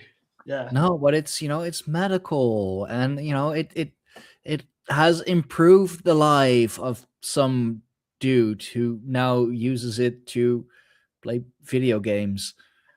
It's Yeah. like it's always like that's always something you see. Like they never use it for like grand purposes or whatever. It's always something. And excuse all the gamers in the audience, but it's for always something so lame. Um. Yeah. And it was Mr. Beast who was interviewing him as well, and Oh yeah, of course. who has a lot of airtime thanks to the Rockefellers. Mr. That's- Beast and his Beast games and yeah, his one of his, was it friends, co-hosts, co-channel hosts who went trans, and of course the Mr. Beast colors being a light blue and a light pink, baby blue, baby pink.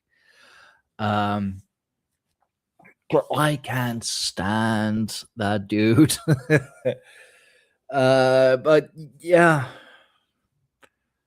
And also with the hands up stuff, that is also very Masonic again, of course. And it's interesting because that is the grand hailing sign of distress,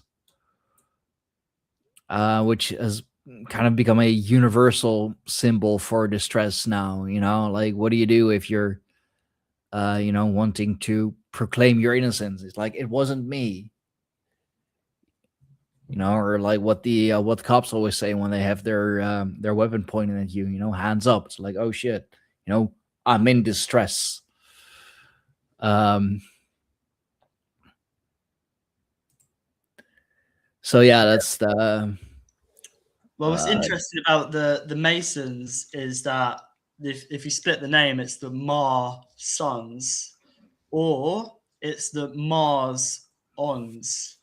It's the light of Mars. It's the energy of Mars, because the Grand Architect, the G, is a demiurge, is Marduk. Yeah. That's the who, not always, but now that is infiltrated Freemasonry. The Grand Architect is not Source, it's the false light. It's Marduk. That's what I reckon. That's what I think. Prove me wrong, whatever. But it's they don't worship Source or God. It's no. I mean that much is clear. Yeah. It's interesting because it's like, I think there's a link to Mars there, Mars-ons and Martians as well. Martians being related to like aliens. Yeah, and there you of course have the which is of course the Algies rune, which is also kind of a rune with its hands up, but has a much better meaning. It's the protection rune. It's the elk, the horned god, if you will. The original peace symbol as well, because the one that we know, with the hands pointed downwards. I mean, that's a rocket. That's a fucking bomber plane coming at you. I don't see how that could be a symbol of peace or anything. But the Algies, it's I mean, you can see it as the elk with its horns, the horned god, or just as a guy, like with his hands raised in victory, or or happiness. Like, yeah, fuck yeah. As well, if you look at a leaf, that's how a leaf points. It has that shape. And as well, if you look at your veins as well, like that's the sort of way that they go, that they branch out. And this symbol reminds me of Hecate, the tri-cross. And also because Hecate is associated with liminal spaces, like the in-between, hence the tri-cross. Also like neural pathways as well.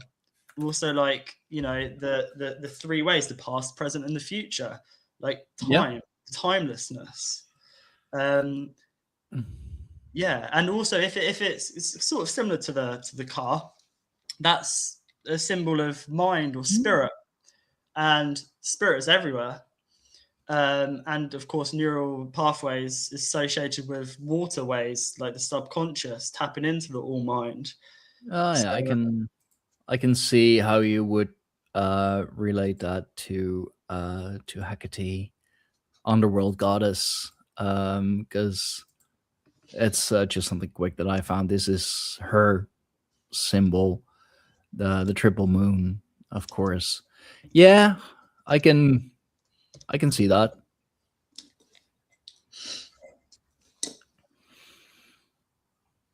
Is that Hecate's symbol there?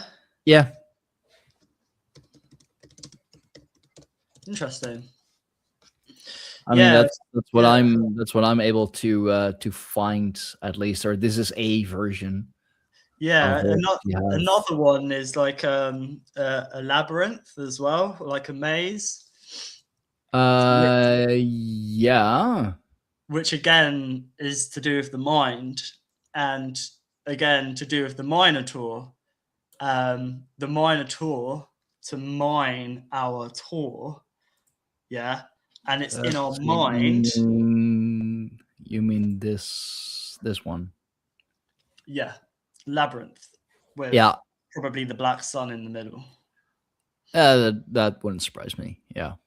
So the labyrinth is associated with the Minotaur, who's of course got the head of a bull, and the mine. It mines our tour. It's to do with taking our energy, which is what this bull, you know, Marduk, whatever, will do. It's what this energy is doing, and it's interesting because the story of the Minotaur. It was Theseus. Someone came down to Tartarus and slayed the Minotaur. Oh, yeah. The name reminds me of Yeshua as well. And obviously Tartarus. Let's see. Oh, it was actually designed by the architect Daedalus and his son Icarus, who flew a little too close to the sun. Just a little. Let's see. Oh, a snow white bull. Okay, and there's some. There's definitely some Mithridaic stuff there. Just the bull in general, Mithras. Yeah. Why can't I? Theseus. Theseus was wrestling the Minotaur. Yeah. Not too far off from Theseus, like Jesus, whatever. You know, it's just symbolic. It's symbolic. It's not literal, of course. These myths, it's to do with the human psyche. And you know, it's interesting, the story of the Minotaur being in Tartarus and it being defeated by this thing, which is the Christos, which is our spark. You know, that is what will slay this bull. You know, by accessing the wisdom or the spark, we can cut through the bullshit. We can access the black sun in our minds. We've got this Minotaur sort of guarding, patrolling, saying, don't go down this way, or stopping us going through. And if we cut through the bullshit, we can get to our core. So that's how I view these myths and stuff. It's like, Not like they're literal. It's like it's just it's always our psyche, just always. Everything that's going on is our psyche. And if you associate it with that, it gives me a bit of clarity as to the human condition, what's going on in the realm, so to speak. But yeah, in regards to the mind, I just want to do a bit of wordplay for people that in Latin, mind is ment, which sounds like mint, because of course, mind. Right, let me just try and say this with a bit more clarity. It's hard, like not showing people the spelling because it all sounds similar. So you have the mind, and then you have it being meant in Latin, and then you have mint because the vowels can be swapped and the T and the D can be swapped as well. So we have the mind, the ment, the mint, and mend, all being similar. So with mint, it clears our airways and it can clear your mind. And with currency, because our mind or the spirit is our currency. We were talking about the aether earlier and being connected to the all mind, the spirit, and that's how we gather our energy. Well, in the current monetary system, they have the royal mint, where they just create money. They create this energy, but it's extracted from us. So with the mind, if we learn to mint, to sort of like mint it or mine it or extract or go into the caves of through the dark, the innermost cave, the hero's journey, which of course is Cairo as well, which there's a church down here with a Celtic cross, with a Cairo in the middle, X and P. The Cairo, Chi Ro, that's the movement in our center, which these old crosses, like proper crosses, show, like Celtic cross, where it's all connected, not this separation, this death symbol. Is more of the symbol for life or light as well, the cross. So yeah, my point is that by tapping into the mind and using our mind or the spirit, we can, like, mind over matter, like we can heal ourselves by the power of thought, by using the force, the thoughts. We can heal our body because of course we have our emotional body, we have the etheric body, and then we have our physical body. And usually things which are happening in the physical are related to what's going on in the emotional, and the emotional is related to the subconscious. And I think it's the subconscious where we've kind of been separated from. Like, the story of like when we die, we pass on. Charon carries the deceased across the river Styx. And then there's a river of Lethe. Lethe is the river of forgetfulness. What happens is when people have trauma, they drink from the river of Lethe while they're still alive, and then therefore they forget, and that's called Alzheimer's or dementia. So when we're alive, we die many times, but are we conscious of the transitions of our expansion? And this expansion is to go inwards, to cross the rivers, which are waterways. And this is where blockages happen. And then people, because of blockages, because of trauma, they want to forget. So they drink from this river of Lethe. It's all psychological, Yeah, it is. It's interesting because it flowed around the cave of Hypnos, which is very interesting, of course. Hypnosis, not being aware, subconscious. And it is also known as the river of unmindfulness. Anti-spirit, not tapping into the mind, closed mind. And mind in Latin is also often translated as mens, M-E-N-S, which in Dutch means human. You're mens, you're human. So to be of the mind is to be human. To be mindful is to be to remember you are human, to remember your humanity. That's how I would interpret it. Yeah, so in Latin, I haven't heard it be called mens, but ment, M-E-N-T, Because like, you know, when you say something, you're like, oh, sorry, that's not what I meant.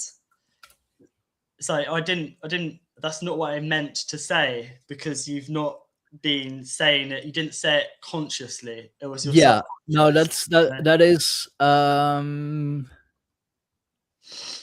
yeah, genitive would be mentis. It translates indeed to mind and refers specifically to rational faculty, intellect, and conscious intention, which is distinct from the emotional spirit, which is the animus. Yeah, and the first Hermetic principle, that all is mind, that all is mental, that it doesn't mean that all is like our literal brain, because our brain isn't our mind, our body is in our mind. The mind or mental is another name for spirit. So when you like realize that the all is mind, the all is spirit, and our body is in our mind, is in the mind, then it gives you much more power over your body, because really your body is secondary after the mind. So when you tap into the mind creates the body. So there's a kind of inversion where they've made us think that, you know, don't use your minds, just think, just feel, just use your heart, you know, forget about critical thinking. Or, you know, that's you know, the vagus nerve connects the heart and brain, and it's kind of that, this neck, they want us cut here, like Medusa, like Isis, probably like Tiamat. They want us severed here so that we don't have a heart-brain connection, because it's important to tap into the all mind, to use our brains and to tune in, but also you have to have like a filtration system of your heart.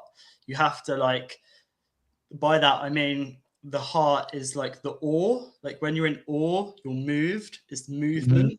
It's the reverse osmosis to the sink, being the mind, the car. You have the sink, like the channel, water comes in, information comes in. You have to filter it. And I think it's important, so very, very important to have a balance, the heart-mind connection of those two. I think in Egypt, ancient Egypt, they believed to access the afterlife, or basically not be recycled, whatever, you had to have a balance of the car, the spirit, the mind, and the bar, the soul, the dreaming or identity. That's kind of like the masculine mind, the feminine intuition. And then if you had a balance of those two, like electric, magnetic, fire, water, spin like a vortex, not get caught up in all of the shit that's going on, just be centered, then you can activate your UK, AKH, or I is another name, or Big Brother. That is your higher self. That is your full state of being, your internal dragon, so to speak, your personal UFO. But what's happened is they've divided the cart and the bar, masculine and feminine, so we can't access our higher self. So there's a vacancy which says self for higher, and then you've hired that vacancy to the artificial, to AI. Jeez, the higher self isn't exactly beyond, it is you, but people have put up a sign to say there's a vacancy here, and then the artificial has stepped in. That's why wordplay is important for me, because it helps me figure stuff out. So I'm like, higher and higher. The higher is a trap. It's not higher, it's not out, it's in. And if you're always attaining to be higher, bigger, better, you're going to open up yourself to, well, people are opening up themselves to AI because they think it's a higher power. They're like, oh yeah, tell me this, tell me that, and it lies to them, blows smoke up their ass. It's kind of the myth of Narcissus is what's going on. Yeah. Have you? Yeah. So I'll just say briefly for people who don't know that Narcissus had a twin sister, and this whole story is about the human psyche. Narcissus is the conscious mind. His sister would be the subconscious. You know, you have the seen and the unseen, the light and the dark. When we're separated from our gnosis to know the sister, or the systems, the gnosis terms to know systems, we'll just be looking into the matter, the world, the pool of water, and we'll have this pull of this blue lake, the like, which is the simulacrum, where Echo is on the side, repeating every last thing that Narcissus says, rooting him to the spot. Echo is AI, because AI is air. Air, Echo, is the same. Echo is air. It bounces off stuff. And Funny also, thing one is, second, Narcissus transforms into a daffodil, and daffodils have a compound which helps to treat Alzheimer's. So this whole story is about memory. Mem and Ori, conscious, unconscious. The memory, the mem of water, and the light of Ori, and the connection of that, so our seed can grow. Sorry. oh, you call it you call it the daffodil. I mean, we just call it the narciss. So I got confused. But you talking about Echo? It was actually in the it was his rejection of the love of the nymph Echo that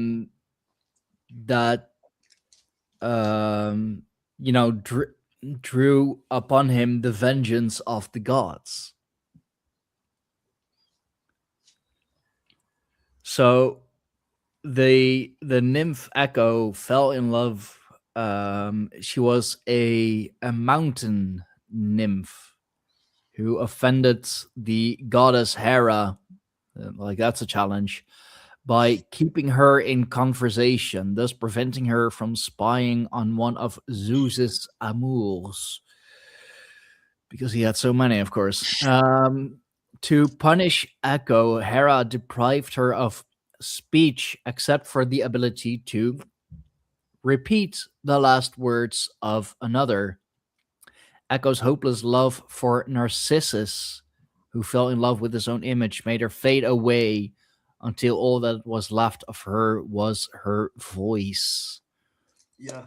So people who have trauma can become like Narcissus. They can become narcissistic because they can look into matter and think everything is all about them. Because with trauma, it creates a wedge between you and your subconscious. You put all of the trauma at the back of your mind, and then you put up walls to protect your inner child. Yeah. But really what you're doing is not allowing your inner child to grow, your seed to grow.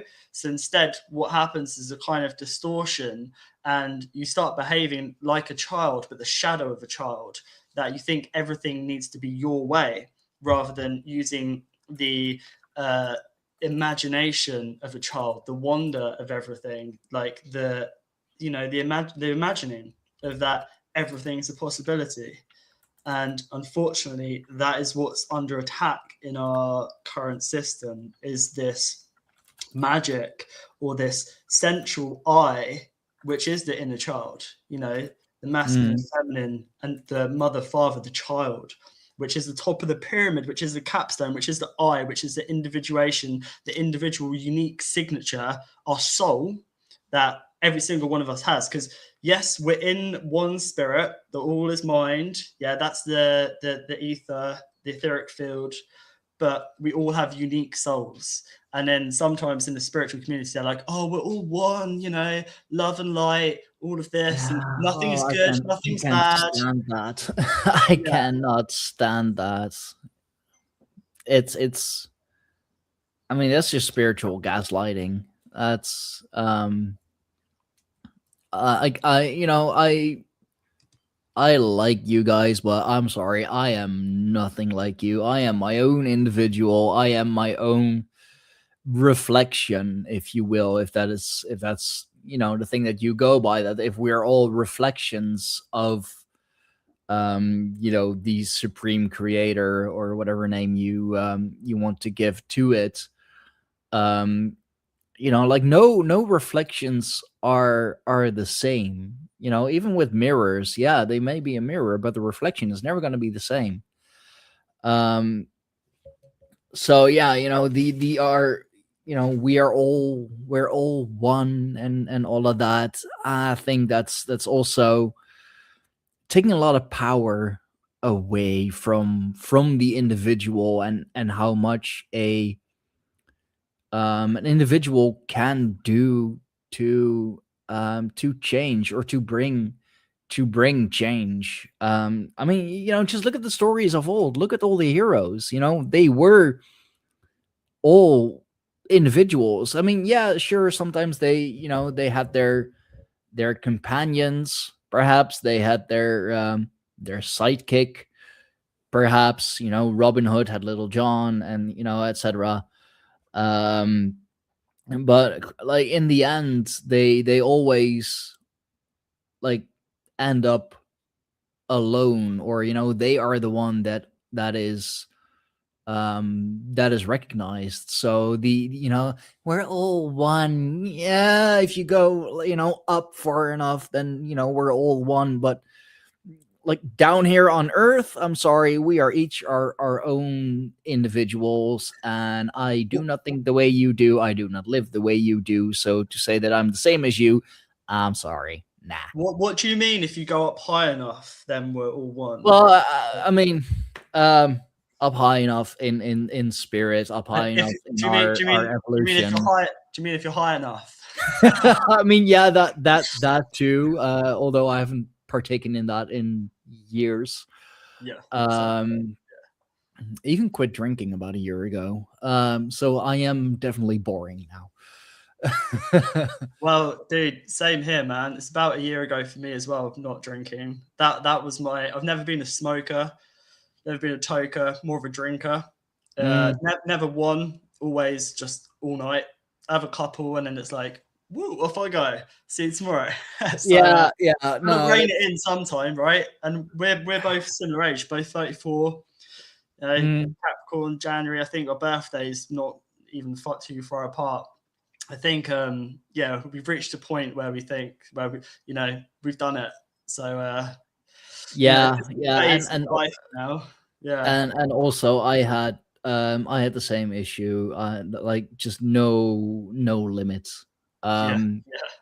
Especially if there is no limit, then the limit is, I don't know, whenever I black out, or whenever I run out of money or run out of booze, which is not the healthiest thing.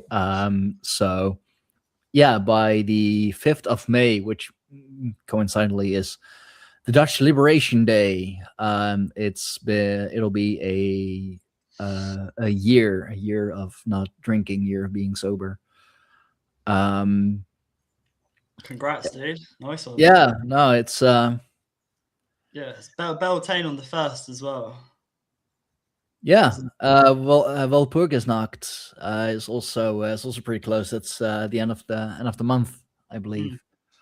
But yeah, just a small thing about the Ment. I think it's interesting because it's also in Proto-Indo-European. The Mentis is thought. So thought, mind, to be mindful, to think about what you're doing, to think about what you're saying. Yeah. So also thought as well. Thought. If you go on the other, if you go to the other branch, if you will, the Proto-Indo-European Mentis is thought. Yeah. So okay, so thought and ment and mind, and the thought being the force which is all around us, which is plasma, which is the etheric field, I believe. So it's all around us. And what's interesting is that you have people who channel praying mantis beings. Oh yeah. People who channel, I'm very skeptical of. Can't you just be channeling like from source, from the field? Like, who are these other beings who are also, I don't know, man. I don't like middlemen. But my point is, praying mantis Mantis being mentis, mind. They're preying on our minds. It's in the name.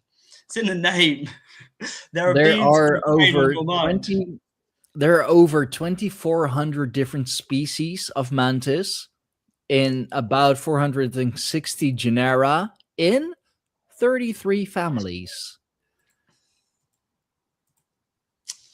Digamma. Triangular heads with bulging eyes. Triangular Charming. hats. Triangular hats. Little, like Yeah. mantis wizards. No, like they're such charming fellas, ain't they? I mean, that'd be awesome. But yeah, I mean, these are such. Yeah, like this is what you want to see when you're in a in a trance and channeling, like one of these motherfuckers coming up at you. And like we keep like for some reason we keep getting on the topic of beheading, but it is the praying mantis that when they mate, after they mate, the female bites off the head of the man. Dude, that's so symbolic that you mentioned that, because praying mantis, what do people do in churches? They pray. Who are they praying to? They're praying to Marduk. What did Marduk do? He decapitated Tiamat, chopped off the head. Yeah. Severed. It's this severing, and it's this cutting and splitting of the mind. That's why they're called praying mantis, because it's to do with preying on our minds. And it's interesting that they also decapitate. That's so interesting. I just saw something in the from Gabriel, of course.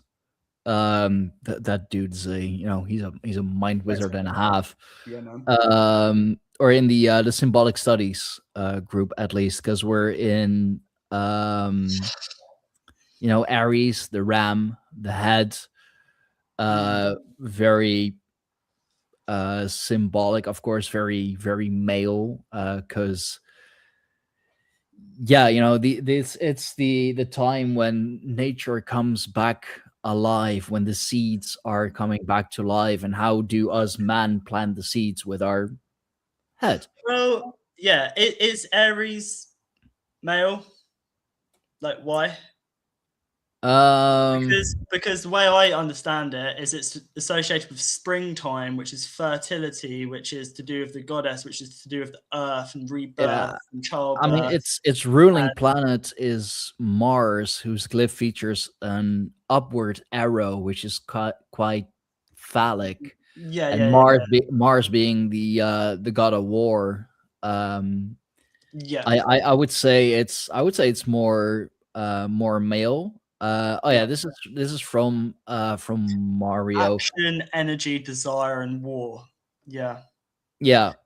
I'll pull it up on. I mean, yeah, of course, Aries is like a fire sign. It's to do with action. So there's the masculine aspect there, but at this time of year, the action that's taking place is new life, But I guess it's also to do with the sun coming back as well, of course, which is masculine, like the light coming back.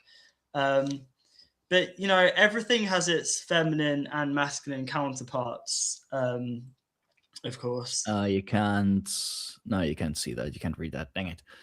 Okay. No, this is from symbolic studies from Mario. He is so incredibly proficient.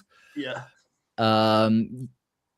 Humans are also born head first. We crown, and the rest of the body follows. As such, the head is the first part to experience the external world outside of the womb. It's worth noting that both the phallus and sperm cell lead and penetrate with their heads as well. Speaking of penetration, the old phrase "a ram caught in a thicket" was once used as a euphemism for sex. And let's not forget the battering ram, which is designed to destroy barriers for entry. Being located on top of our body, the hat is naturally closer to the heavens as well. This reminds me of the ram's strong inclination to climb toward higher elevation. Yes, they do. Symbolically bringing them closer to the divine. Similarly, it's the head that looks upwards at night and contemplates the stars. And this is from Symbolic Studies from Mario. Do check out his show. Do check out his Telegram group. Whatever else he has. If you wanna learn about symbolism, symbology, connected to astrology, fucking whatever, Mario is your go-to guy. I did a show just over a year ago on Janus, the two-headed gods, and how it even relates to X and all of that, the keys, the cross keys. Really, really interesting. But yeah, like it just reminded me of that, like, so much with the head and rams. They of course they climb mountains in a way that, like, is all that seems physically impossible, like on a near like near vertical cliff. They jump up and they're able to just fucking stand there. It's crazy how they're able to do that. Yeah, well, what's interesting with the head as well is that the head of the dragon is known as Rahu. I think it's the north node.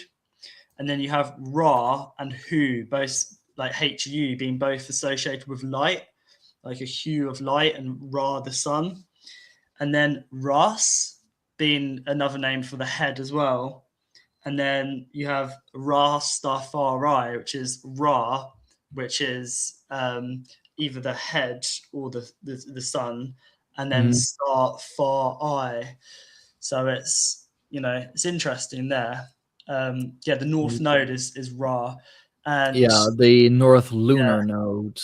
Yeah, so then you have Ram, like, it's just a silent M at the end, the Ra, which is interesting. This is another name for the sun, and of course it's to do with the sun coming back, heading towards Earth once again. Yeah, it's so in Hindu mythology, in the Hindu texts, Rahu is of course usually paired with Ketu, the south lunar node, and astronomically, Rahu and Ketu denote the points of intersection of the paths of the sun and the moon as they move on the celestial sphere.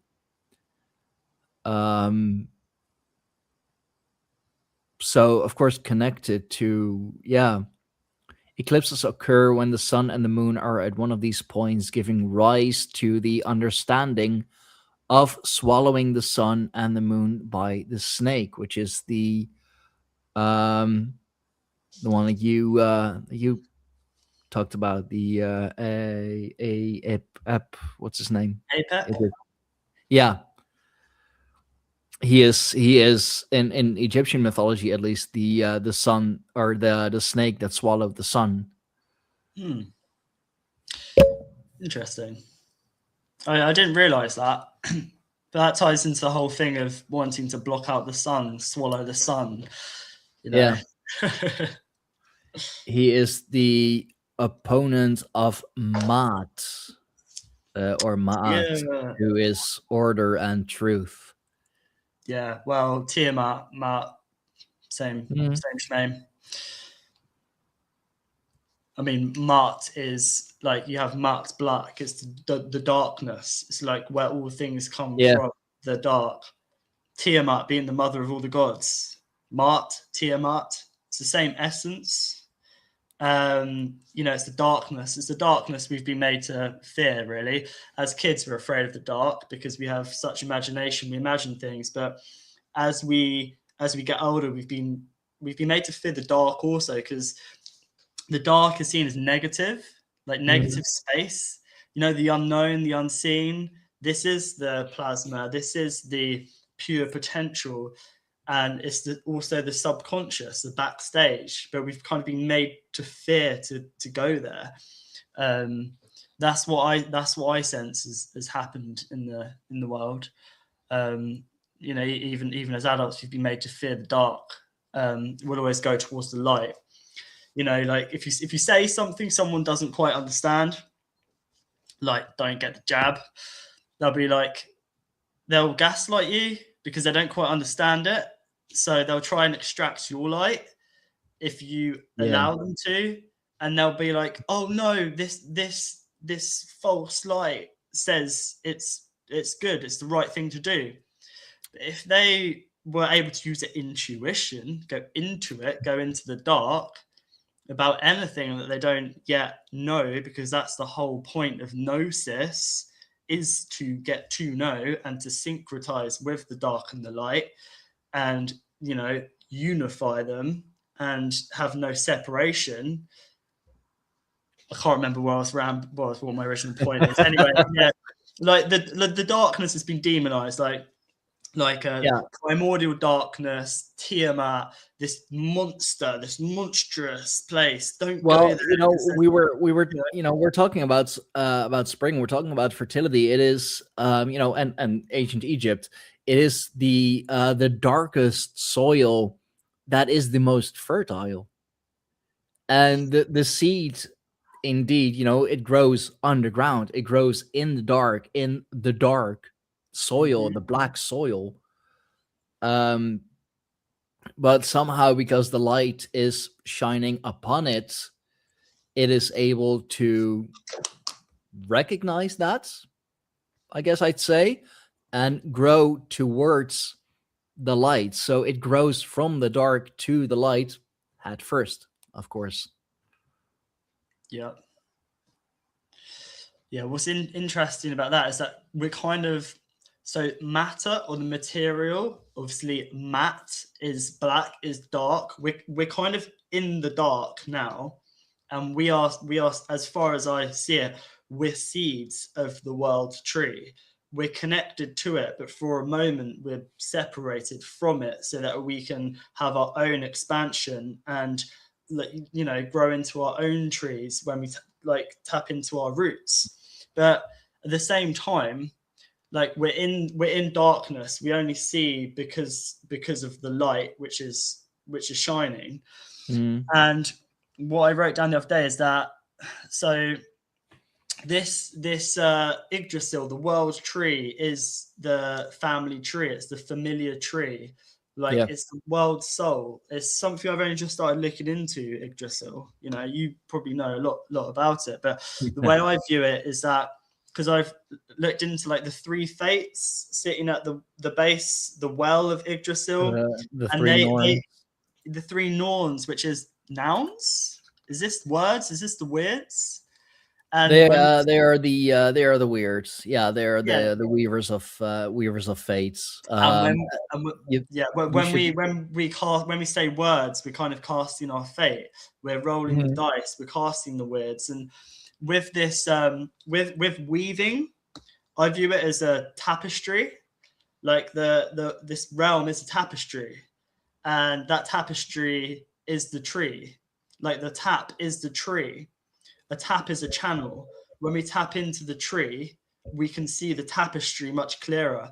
And these weaving of the fates are threads of time, which aren't linear. They're everywhere. But it's quite easy to get tangled up in this mythology and symbols and astrology and stuff. And the information we're given, it's a certain thread that we've been told to follow. But really, these threads are everywhere. I think it's called string theory. It's these threads, frequencies, and this makes up what we see frequently, the frequency in which we're in. And it's interesting because these weavers, they're weaving, they're threading the lineage of the past, the present, and the future. but like we're not separate from the past or the future. It's all connected, and it's just interesting. It's at the base or the roots of Yggdrasil, which sounds like reminds me of big sigil. Yggdrasil is a big sigil, and a sigil is a symbol or a frequency. A symbol is a frequency, and that is where all things come from the tree, which is the Trinity, which is the mother, the father, and the seed. Of course, the seed grows, the tree grows from the seed, and it branches up and out, but it comes back down into the water and up again towards the sun. Or it's a toroidal field, basically. Yeah. Have you checked out Brady and stuff, Apocalypse Historia on Weird? No. What's it called? Oh man, he has such he's done phenomenal research into it. Apocalypse Historia. I can definitely recommend his stuff. I mean, he really started out with the whole Shakespeare thing. I've done Odin is God, Godon God. I've done that with him on my channel as well. But yeah, Weird is weird. Can you zoom in at all on the title? What's he called? Apocalypse Historia. Okay.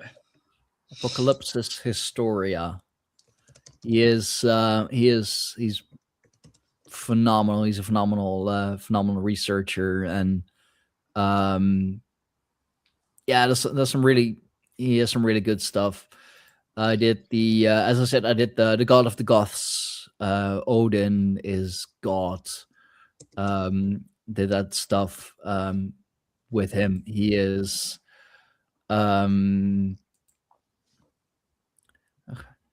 so yeah, he started off as a like a Shakespearean researcher, and from there he just fell into into rabbit hole after rabbit hole, of course. And the description of the weirdest weirds that he has in the video.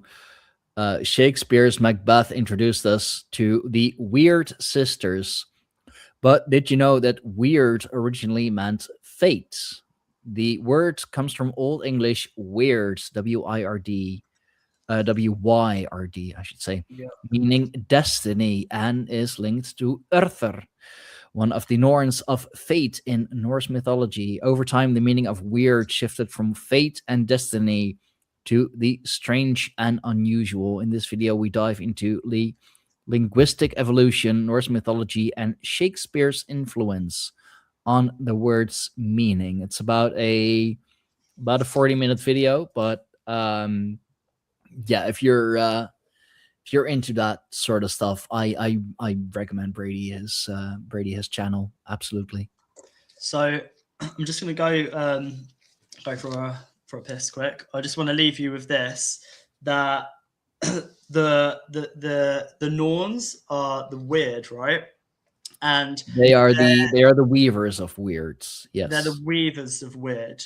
But could you say that they're wards as well? Are they wardens of the past, present, and future? They sit at the base of Yggdrasil, at the tree, by the well, this whirlpool. They reside at the well of Uther beneath the world tree. Yes, they are. They personify time. Uther, meaning fate, or what has become, embodies the past. Yeah. And is often depicted as an elder. So you have the mother maiden crone in there as well. Yep. Verdandi, meaning what is becoming, represents the present and is described as a young, strong figure. And Skuld, meaning what shall be, or det, which I kind of connect to the Dutch Skuld as well, symbolizes the future and is considered the most feared and mysterious of the trio, which makes sense because we don't know the future and we're always scared of, what lies ahead, because we fear the unknown, and the future to us is unknown. Yeah. The reason I mention that is because the world tree, the world is like a whirl.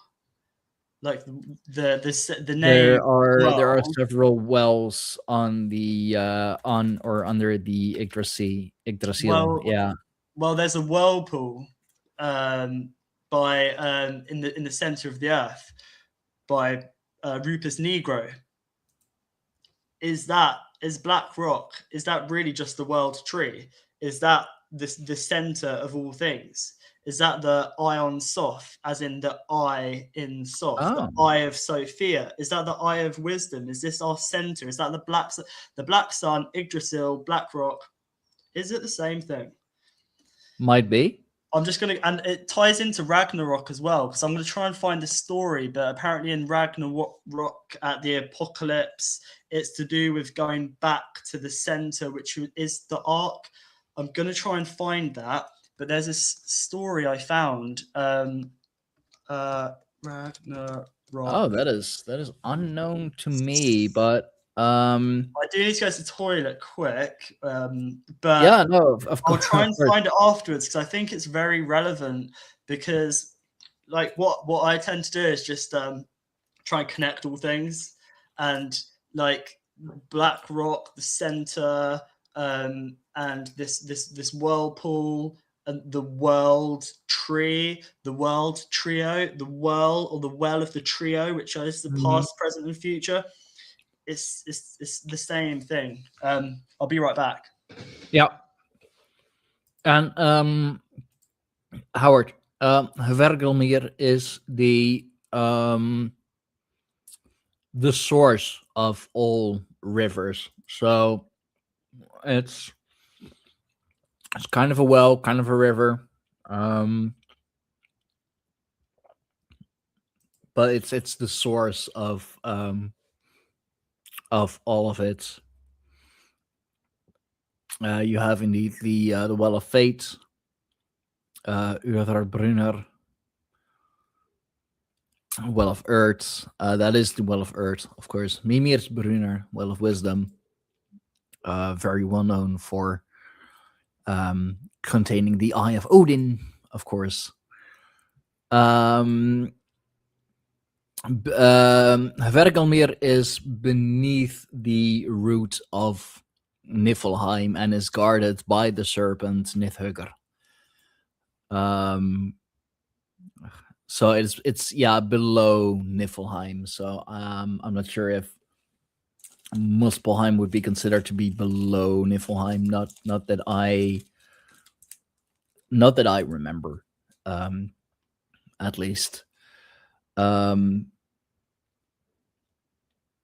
But yeah, this has been a great show so far. Going on 2.5 hours. I mean, with Shinobi, man, we can do so much of this. We can talk about this stuff for ages. There are so many amazing connections. Oh, that no, I think you're mistaking that with the Milky River that came out of Athumbla, who was the one who nurtured Ymir, of course.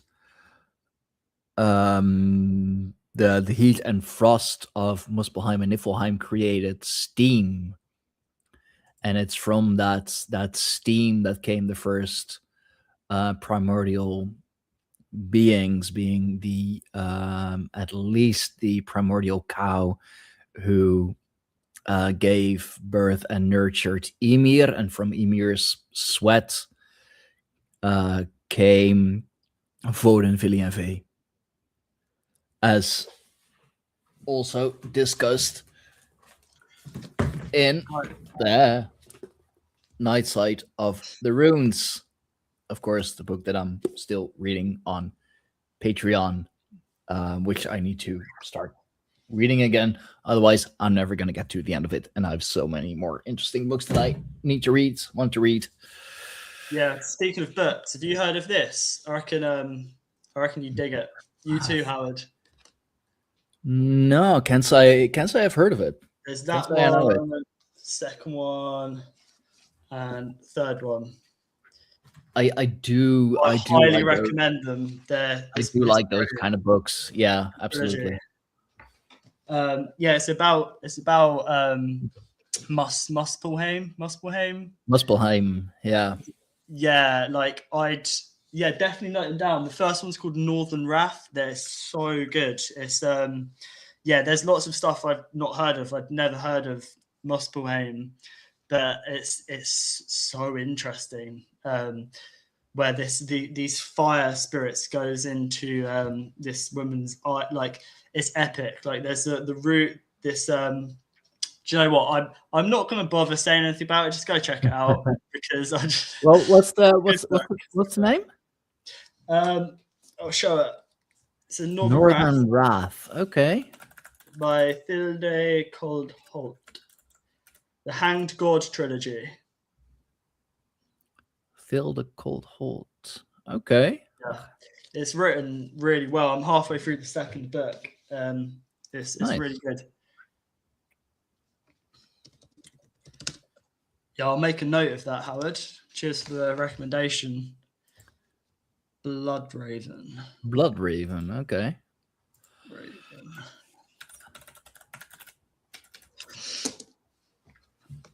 Well, I'm going to try and find this thing about Ragnarok and this. Yeah, sure. Because I can't say I've heard of that before.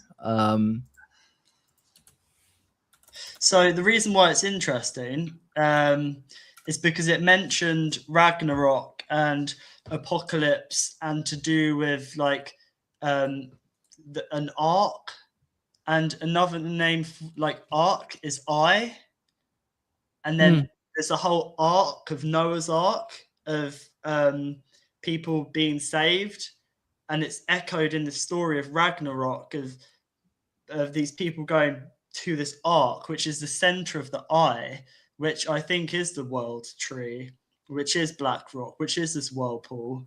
I need to find it because yeah, it's Raven. Yeah, indeed, it's Raven Blood Eye by Gals Christian. I found the at least the Amazon link for it. It looks really cool.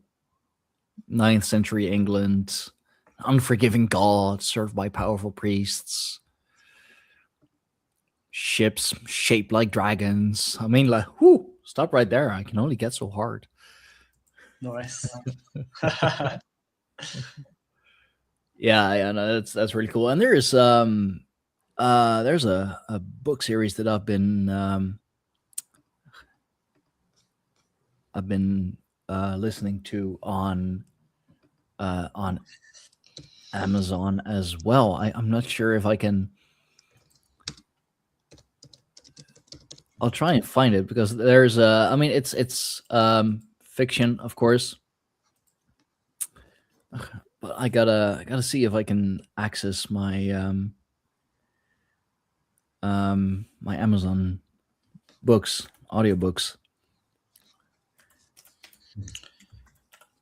Now this is really annoying because I can't find about that. I did mention it yesterday with Franklin.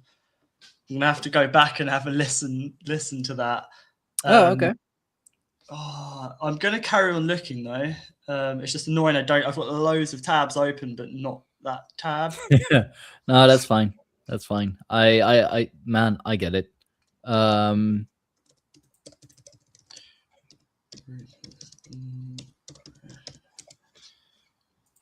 Oh yeah. Let's see if I can at least access my Audible library. No, I can't. Fuck. Oh man, I found such good books on Audible though.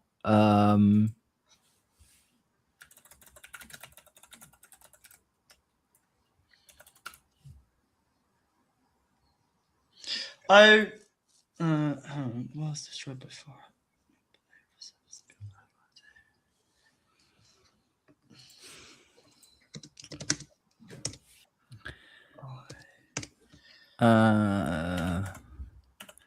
Trying to see if I can, like, at least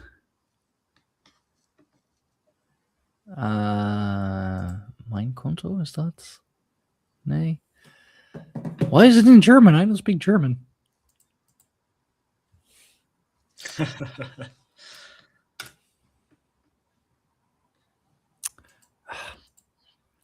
Wollen Sie zu audible.com? Yes, please. Because I do not fucking speak German.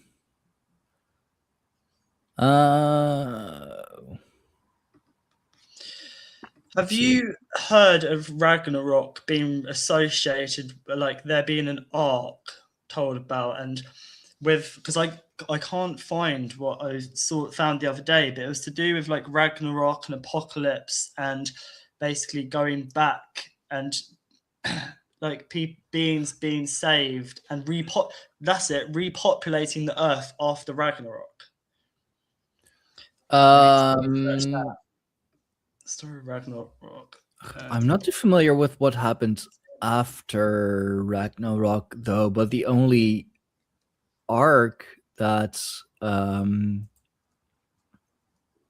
one that's made of like the hair and nails. I believe so. Yeah.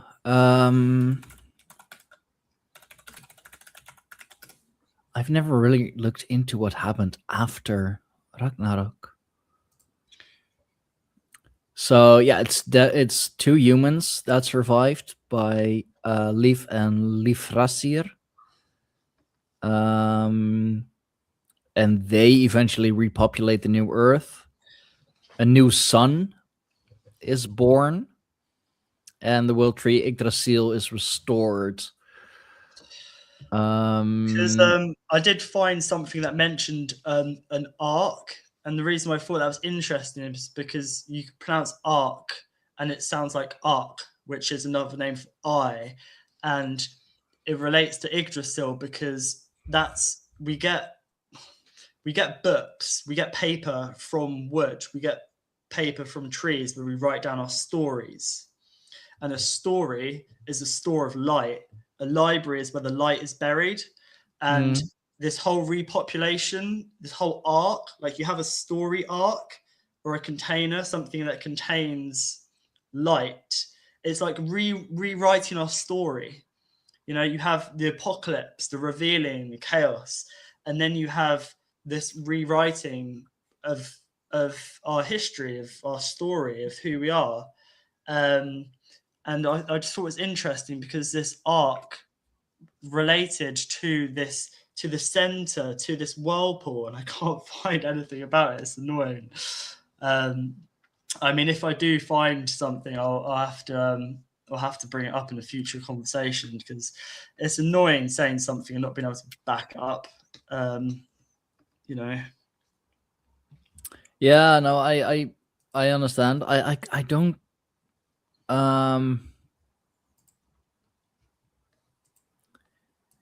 Yeah, it's a cycle. Yeah, so it will happen over and over again.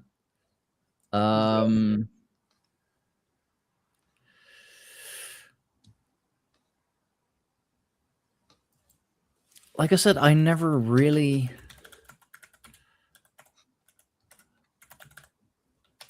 And I don't remember there being a an arc during the times of Ragnarok. Oh, hang on. Yeah, no, it might not be an arc as a story, but Ragnarok. Ra is the sun.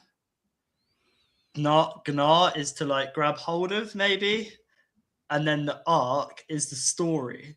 So it's a new cycle of a story. You know, Ragnarok. I'm not sure what the Nar is, but it's got Ra in the beginning, the sun, And then the ark, yeah, exactly. Mm, Stories are arcs of memories, and the whole story of Noah's Ark is just like whether that carried people or whether it just was something that carried memory or like light or like a story or knowledge or wisdom. I Yeah. think that's kind of. I think that's kind of far fetched. Well, what does Ragnarok mean? What's the meaning of Ragnarok? It's literally, or Well, the essence, just I mean, it's the world's it's destruction. the name. It's the name for the myth about the ultimate destruction of the gods in a battle with evil. Like it has no real meaning. It's the name of the event. It's the Well, name of the final destruction. yeah. So what I've read is that it's a final cataclysmic battle between the gods, the Aesir, and the giants, Jotner. The So Jotnar. Yeah. yeah, so that's interesting because the Aesir had the A and the E are connected. Yeah. That the ether, is that the all mind? Is that the where the gods dwell? And are the giants Nephilim, which have now invaded? The gods dwell in Well, for me, gods are guardians of dimensions, of which there are many. And yeah, so the dimension. the term Ragnarok comes from Ragna, which means God, and Rak, which means doom or end. Ragnarok could thus be taken to mean the doom of the gods. It is also, of course, spelled as Ragnarokr, which means twilight of the gods.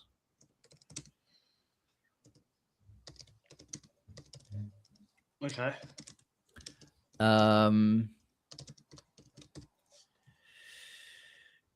And yeah, it starts with of course the death of Balder, the god of light, the death of the sun, really. So And is it the sun or is it our spark? he's the god of light. Yeah, but so we emit light. So which light is Ragnarok talking about? Because I'm trying to work out whether we're in it now. Well, Ragnarok is not about light. Ragnarok is about the darkness. Really, it's about the slaying. The slaying of Balder heralds a unusually harsh winter called the Thimble Winter that lasts for 3 years. That is kind of disputed because they say, it's 3 winters. So yeah. The scarcity of resources leads people to despair and violence, and the human population is almost completely wiped out. That has happened before, actually. That it is attested that has happened before. And in the Prose Edda, it relates that over all the world there shall be mighty battles. Brothers shall slay each other for greed's sake. I mean, you could say that is most definitely happening again. And it's the winter is followed by terrible earthquakes, which destroy the bonds and shackles that had contained the forces of darkness, and in specific, 2 of the children of Loki, that being the great wolf Fenrir and the Midgard serpent Jormungandr. Interesting. Well, I think was Fenrir or Loki chained? Fenrir was chained. Yeah, because of a premonition by Odin, that he would that he would be the cause of Ragnarok. And the ironic thing is that by chaining him, he actually made sure that Ragnarok happened. Yeah. Interesting. Yeah, the gods had terrible forebodings concerning the fates of the three beings, the children of Loki, Jormungand, Hel, the goddess Hel, or who later became a goddess, and Fenrir, of course. Yeah, Fenrir grew at an alarming rate because, of course, he's a child of chaos, quite literally. At last, the gods sent a messenger down to Svartalfheim, the realm of the dwarves, or the Black Elves, those being the most skilled craftspeople in the cosmos, who were able to forge a chain whose strength couldn't be equaled. It was wrought from the sound of a cat's footsteps, the beard of a woman, the roots of mountains, the breath of a fish, and the spittle of a bird.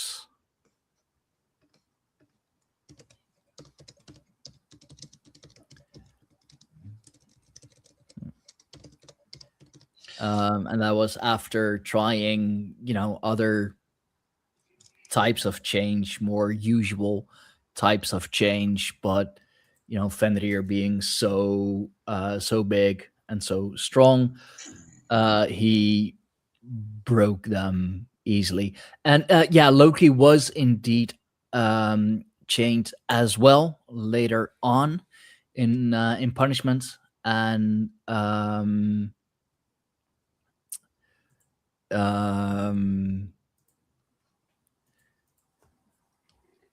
yeah, he was chained. Indeed, I gotta find the a cave prison. After that was after indeed orchestrating the death of Balder.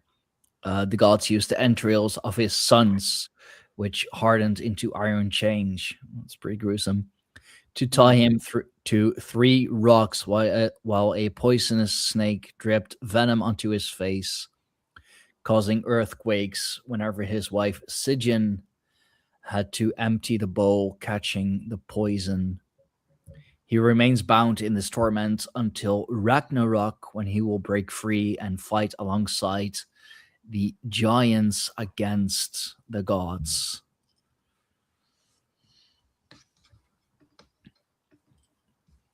So yeah, it is indeed Loki who pretty much started the whole thing by causing the death of Balder through his blind brother Hoder, because the gods had made a.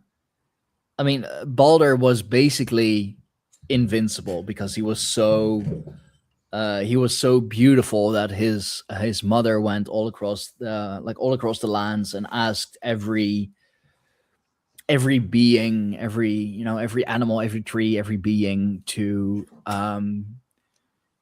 to make her the promise that they would never hurt Balder. All but and there he goes. Okay. All but the mistletoe. Hope he's gone. Hope he'll be back. 2 wives? Like you fucking bastard.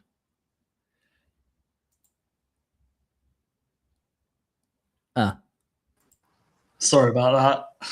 That's all right. That happens. I was trying to close a couple of tabs because I've got so many open. Clearly closed the wrong one. Whoops. Yeah. No, but he because Balder was so bright, so beautiful, so light, his mother went all across the realms to ask all beings to promise they would never hurt Balder, all but the mistletoe, which is very telling. So since he was practically invincible, the gods kind of made a game of it, just chuck shit at Balder. Because it would like bounce or ricochet right off him. But Loki, being the scheming and conniving trickster that he is, he found out, or he overheard that nothing but mistletoe could hurt Balder. And so he fashioned a dart out of a mistletoe branch and gave that to Hodor, Balder, his blind brother, and said, "Hey, this should be funny. Chuck this at him," wounding him, eventually killing Balder.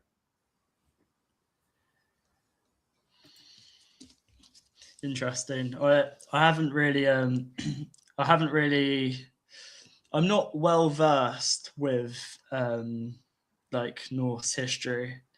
I'm very interested in it though, so I think perhaps I need to check out that YouTube channel you shared. And yeah, if there's any more recommendations, Oh, I got plenty. yeah, I'll have to message you about that if you could send some links over, because I'm very interested, because that's my lineage is Norse and Celtic. So Yeah. it's very important to kind of look into these stories, because there's stories all across the globe of like a flood. It seems to be a common thing. Ragnarok isn't just a story of Norse peoples. It's a worldwide thing. And Yeah, it is. And there is there's different names for it. Apocalypse and whatever, but yeah, so it's very, very interesting, because I love just looking at all of the different names, but then finding the common thread, the essence, because then you can make much more sense of the story, of the common story, by kind of just weaving in all the different names and stuff, because a name will mean something else other than just the name.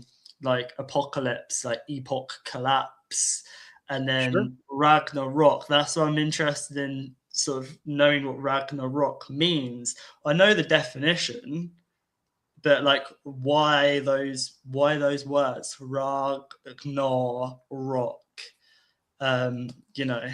So that's why I try and split things and try and work out the essence and find the common thread. And I mean, you'll find this interesting as well, because it is after the freeing of Fenrir and Jormungandr that the sky splits apart, and Surtur, the fire giants, leads the sons of Muspelheim across Bifrost, shattering the Rainbow Bridge.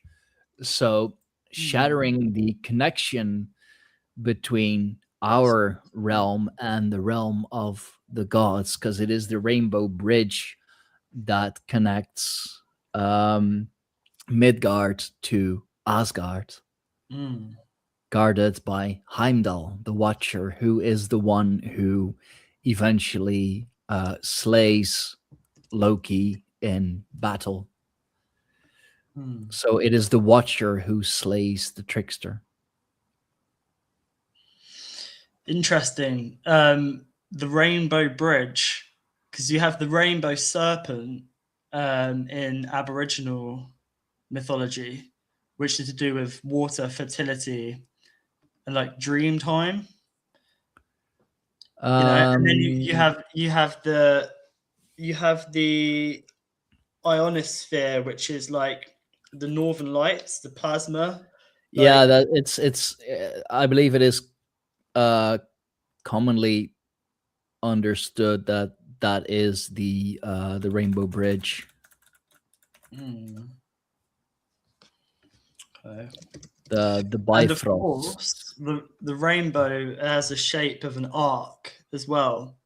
And an arc is a bridge. An arc or an arch is a story.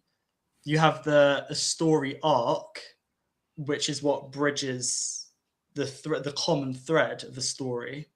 And the rainbow usually has 7 colors, multicolored, multiple hues. We're humans, we're light ones. by tapping into all different threads of different stories, different hues or lights, perhaps that's how we can bridge the spirit, the realm of the gods, and the earthly plane, Midgard, the matter, by accessing it through stories, which is store of light. It's all to do with light, you know, and accessing the light in the dark. Like, so when we read a story, we're opening up. It's all about opening up, dying, a butterfly emerging from a cocoon, like, you know, Yeah. opening up a book, which is kind of like a box as well. Books, box. It's this kind of container which we can open up. That's interesting. Yeah. Said to have 3 colors. Trying to, yeah, so red symbolized burning fire, acting as a guard against giants. And it is often interpreted that the other colors are blue and green. So I would say that those could be symbolizing the, like, perhaps the sky and the earth, the grass. Loki is Surtur.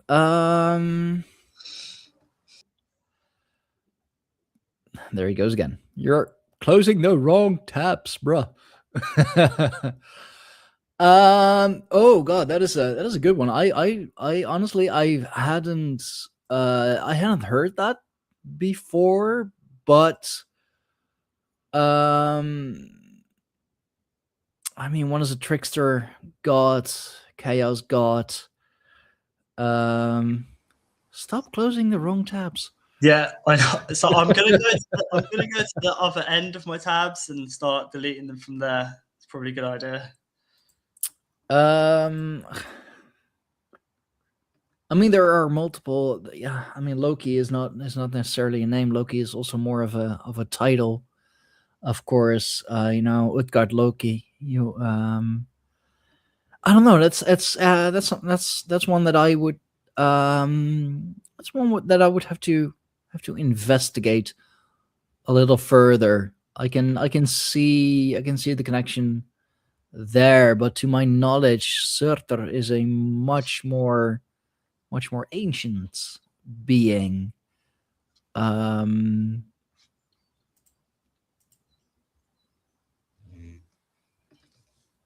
Yeah. Yeah, exactly. And it is it's 2 different events. Like, first the sky splits open, you know, and Surtur coming out. Then Loki gets freed. So I don't see how they could be the same. So Surtur has a flaming sword. Yeah. Right? And he's a giant. You could say that flaming sword was a gold sword. Do you remember I told the myth of Bellerophon? I was thinking of that too. Yeah. So Bellerophon could be Surtur, and this whole Ragnarok that we're in is to do with this Surtur, this giant with this golden sword, you know, trying to tame Pegasus. Pegasus is Mercury. It's the messenger of the gods. Is wisdom. This is that's our spark. That's our Sophia. This is the realm of shells. Then you could make a correlation between Pegasus and Sleipnir, the 8-legged horse of Odin, which is also a child of Loki. But it is on Yggdrasil, or on Sleipnir, that Odin is able to travel the 9 worlds of the Yggdrasil with more ease. That is. And it's funny because I mean it's one of my favorite stories to tell. Like, just pretty much check out every podcast where I go into Norse mythology, I tell that story. But Sleipnir came into being because of a mistake by Loki. How else? Because the gods had this plan of building a wall around Asgard. Yes, even the gods thought that building a wall was a good idea. There's something to it. But not just any wall. Like, it had to be like the best, the best fortification ever. Like the firmament. No, it's not a dome. It's a wall. I mean, the dome is the No, what is a wall? A wall is a barrier. Yeah, but if you wanna go the firmament, then I would say that is the skull of Ymir, which is placed in the heavens. So if Asgard is beyond this realm, how do we access Asgard? Is it not through the firmament? Through the over the Rainbow Bridge. Yeah. Yeah. I mean, well, firmament means solid mind, like firm, meant, like kind of. Yeah, which is contained skull, mind, contains which spirit. is the skull of Ymir, which is held up by 4 dwarves on the 4 cardinal points, the cardinal directions of the compass. Indeed, it is placed in the heavens, or as the heavens. His dome literally, you could say, became a dome. Yeah, interesting. So the skull of Ymir, the skull. Ymir, yeah. Remember the skald, which is the future? Yeah. The skald. This D is silent sometimes in language. So the skull being the head, which is the future, like the head of the dragon is the foresight, is the future, is the head, is the skald, is skull, and skull being the head. Can you see the link there? Like between verdandi, it sounds like very dandy, which means like you're present. I'm very dandy, present. There was another name for the past as well. I can't remember. I think you should really talk to Brady. He's gonna love that shit. Well, I've got them written down here. 1 second, because I'd like to share that. And dude, hook me up. I'm always wanting to talk to people. Right, so I've got it here. Some stuff about the weird. Okay. So, okay. The 3 Norns, the Nornir in Norse mythology, are powerful female deities. So you have the Urd, which is the past. And when you've heard something, like heard it, I heard, that's something which has passed, like a sound which has already happened, which you've heard. So Urd is the past, Verdandi is the present, and Skald is the future. When Vikings go Skål? That's something else. No, that's something else entirely. That means bowl, apparently. Why would you go bowl? Do you not think it makes more sense that it means to the future, to skull? No, but that is spelled completely different. I don't think it really has anything to do with each other. I mean, you could say, yeah. Well, it means skull. Skull means bowl. Surely not. I mean, skuld also means debt or obligation. What, skull? Skuld. That means future, right? Yeah, it is. Yeah, for future foresight. Yeah. So anyway, Skald, who dwells at the Well of Fate, at the roots of Yggdrasil. We've talked about all of that.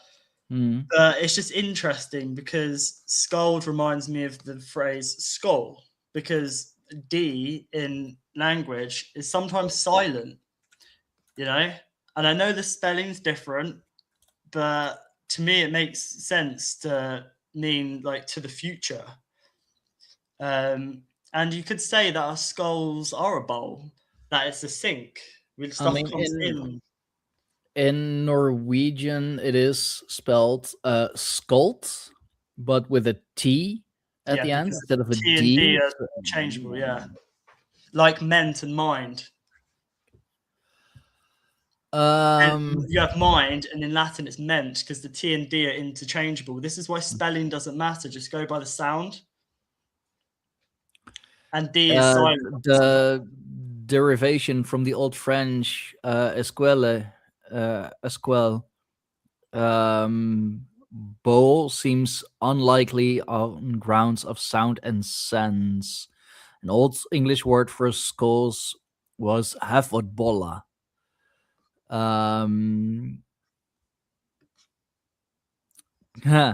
Latin cranium is also glossed at least once in Middle English as brainpanne, which is interesting. The brainpanne, yeah. No, it's what we call it in Dutch sometimes as well. The hersenpan, the brain pan. There is and that takes me back to the old Frisian. There's such a like Middle English and like Old Frisian or like Frisian is pretty much still the same language. Yeah, it's interesting. I love like playing around with words and language. Like for example, you know, you have like clairvoyant, claircognition. I've always thought, why clair? Surely it should be clear cognition, clairvoyant, because that is what it is. I mean, yeah, that's what it is, though. I know, but why clair? Because in French, clair means clear. It's just that's what it became over time. No, yeah, No, just like in the English language, like knight, for example, you know, knight in shining armor, there's a K in front of it. But you know, back then they did pronounce it, so it would be the knight. Yeah. But my point is, in French, clair means clear. So if you go, oh, claircognition, but it should really be clear cognition. It is. It's just the spelling that's different. It's the vowel swap, because the vowels swapping means nothing. Even the T and the D, the P and the B, p, b. If you understand that you can switch them around, you can understand what the word truly means.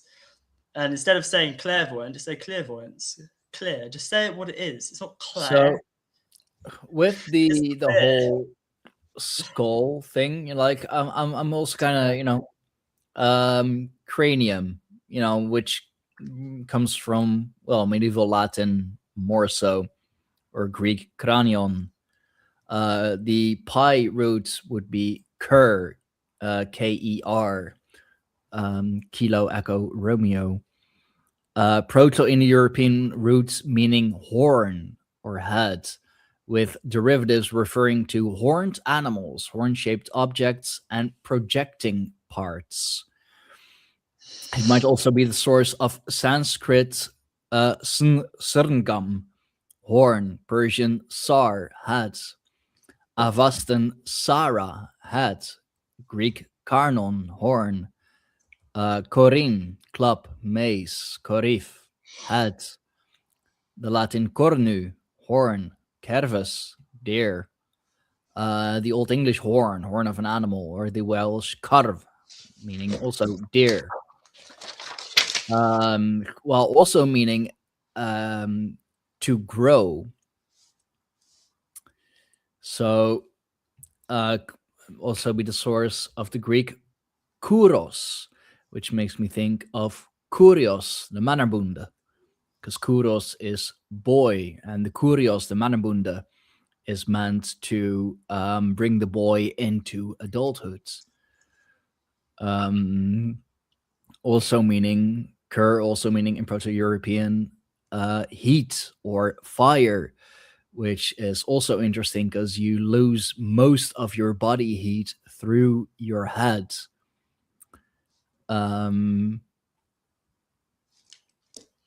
it might form all or part of carbon, carboniferous, carbuncle, cremate, cremation, hearth, even. What was the original word? I was going on the etymology of cranium, which the Proto-Indo-European root is cur, Kilo Echo Romeo.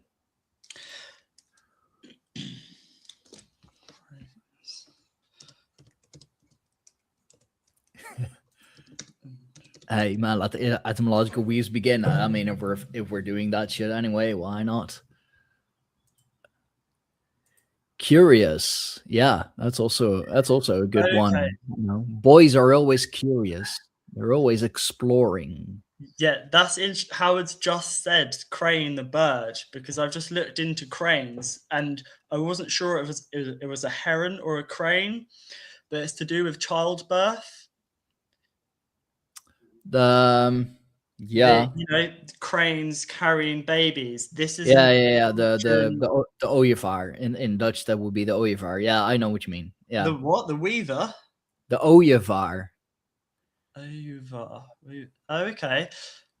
Well, it's interesting because I'm going to find the Egyptian link here to, I think it was a Heka breathing life into the head, because it's mind over matter. Everything comes from a thought. So this heron, or not heron, crane, yeah, relating to the cranium, to the mind, bringing in new life.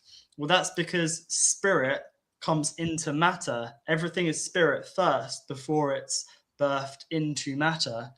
So I'm going to try and find this link of this crane, and I think it's Heka who breathes life into the mind. That's interesting because in Norse mythology, that is it is Odin who gives us breath.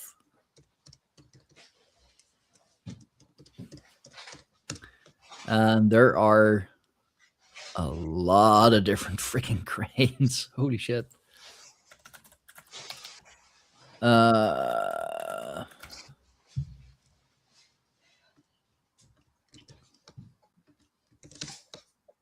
Oh yeah, he's also called the stork, of course. That is in yeah, no one want to necessarily say the Dutch mythology, but that's what we are told, that who carries the babies, which there might be some deeper thing into that. Odin, Vili, and Ve, yeah. Or if you want to be truly correct, which is in Night Side of the Runes, which you can find on patreon.com/Pagans, it is Voden, Vili, and Ve. That's why the triple triangle, the Valknut, is set to oh god. Oh, that's a funny one. You can't spell storks without orcs. What are those changelings doing? Changing human babies with Fae children? Orcs? Gotta love the Fae. But yeah, Voden, Vili, and Ve.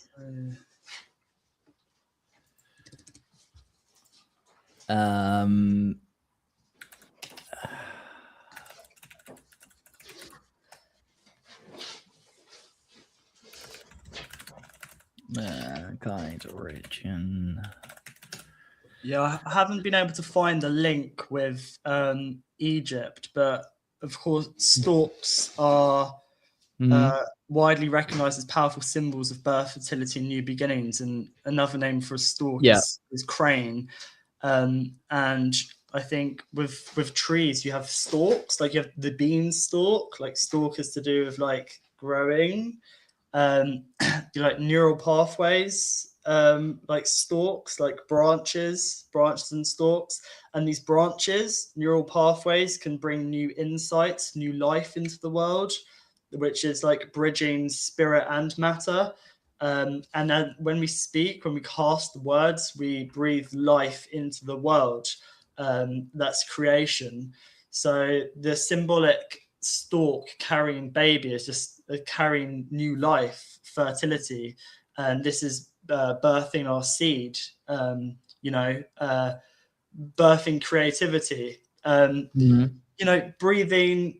Because the story I was thinking of, I think it was Heket, which is like a frog head god, which breathed life into people. So Heket, he created each person on his potter's wheel, and he breathed life into them before they were placed in their mother's womb. Well, the potter's wheel reminds me of the morph, like clay, like the molding, the magic. And reminds me of the golem, right? The being from clay. Yeah. But the golem are, I mean, they're not real. They're not real humans. Yeah. Isn't it Kek? Like, I mean, I know that's the meme. It's a meme as well. Oh, here we go. So the cosmic egg. Ancient Egyptians believed the world began with a cosmic egg laid by a primordial bird, often identified as a goose, the great cackler, or an ibis. Well, the ibis looks much like a stork or a crane, and the ibis is Thoth, which is thought, which is the god of scribes and the moon. So there's a link here between the mind, thoughts, crane, the cranium, and storks, and the ibis bird, and bringing in new life and birth. And then in the ancient Egyptian deity with a frog's head is the personification or deification of the primordial darkness, who is called Kek.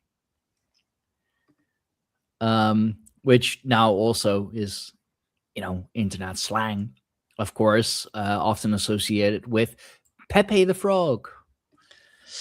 Because, of course, yeah, the homunculus, indeed, the golem, the homunculus. I'd say they're two different beings, but similar in a way. So it's Heket.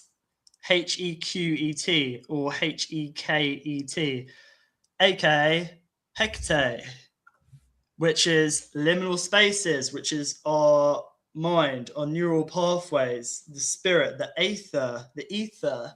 That's why witches were tuned into the ether, because they're the bridge of both worlds. It's bridging the two worlds. Includes crossroads, doorways, liminal spaces. Oh. But now I'm wondering if there might be a connection to Janus. Well, I'd love to hear your thoughts on Janus, because Janus is first off two-faced, and if you know what to be two-faced means, yeah. I mean, he's not Hecate. He's not the past, present, future. He's not the triple. He's the past and the future, not the present. And this is to do with the false new year and us not being present, us off center. I mean, I don't know about Janus. I think it's being placed to replace something else to get us away from our center. I mean, yeah, but the Romans, they didn't recognize the months January or February. So that's why it only goes till December, to the 10th month.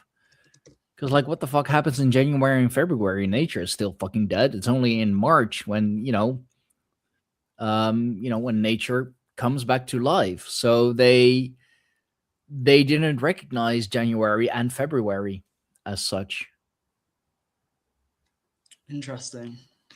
I mean, of course, they recognize the moon cycles, but they were like, they're fucking meaningless months. Well, Janus is the god of beginnings, gates, transitions, time, duality, and endings, aka Saturn. because that's Mhm. Capricorn. So this god has just been put in place for us to not tap into Saturn, you know, the to do with time and death and endings and beginnings. Yeah. That's why it's like Janus. Who's Janus? Do you mean Saturn? Around this time, December, January, it's Capricorn, which is ruled by Saturn. So I think like that may be a wedge, so we don't connect with Saturn, because everything that Janus is, time, duality, endings, beginnings, transitions, gates. Yeah, that's Saturn. Because what the Romans did is they infiltrated the psyche, they infiltrated the material cities. Just imagine the city as a space that there's lots of energy going on. That what the Romans did is they'd go there, they'd somehow get rid of the protective force, whether it's angels, dragons, whatever, and they'd take over people's gods. They'd take over people's guardians of dimensions. They'd take over people's psyche by putting false idols in place, which block people accessing their dormant, all mind, all spirit potential of source. And this is happening now because this energy's never gone away. It was Babylon, it was Rome, it was the So British Empire. There's a in wedge, you in know?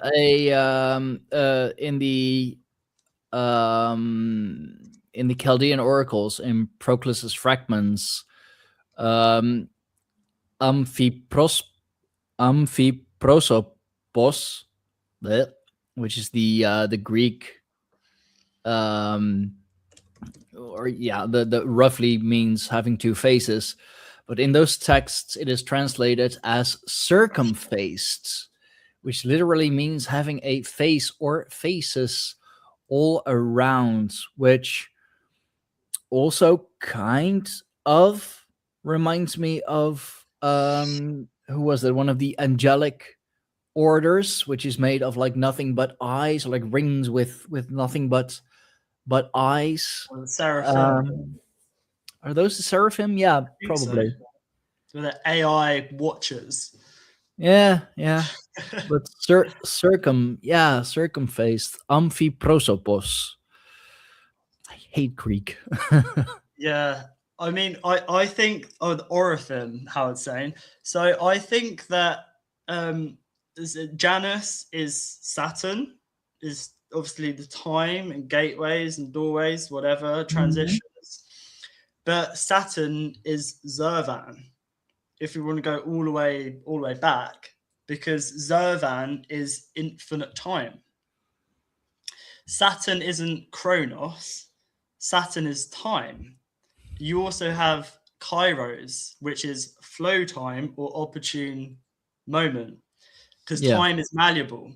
So if you want to go all the way back, the story of Zervan, infinite time, cosmic time, gave birth to two twins, you know, the yin and the yang.